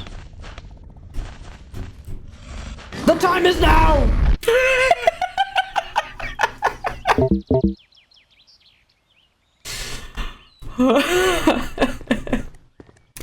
Reunited at last! No, okay. Yeah, chat, there you go.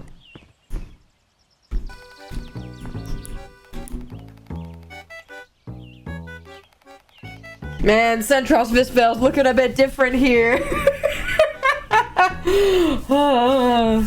Maybe that's what Sybil wanted all along. To reunite.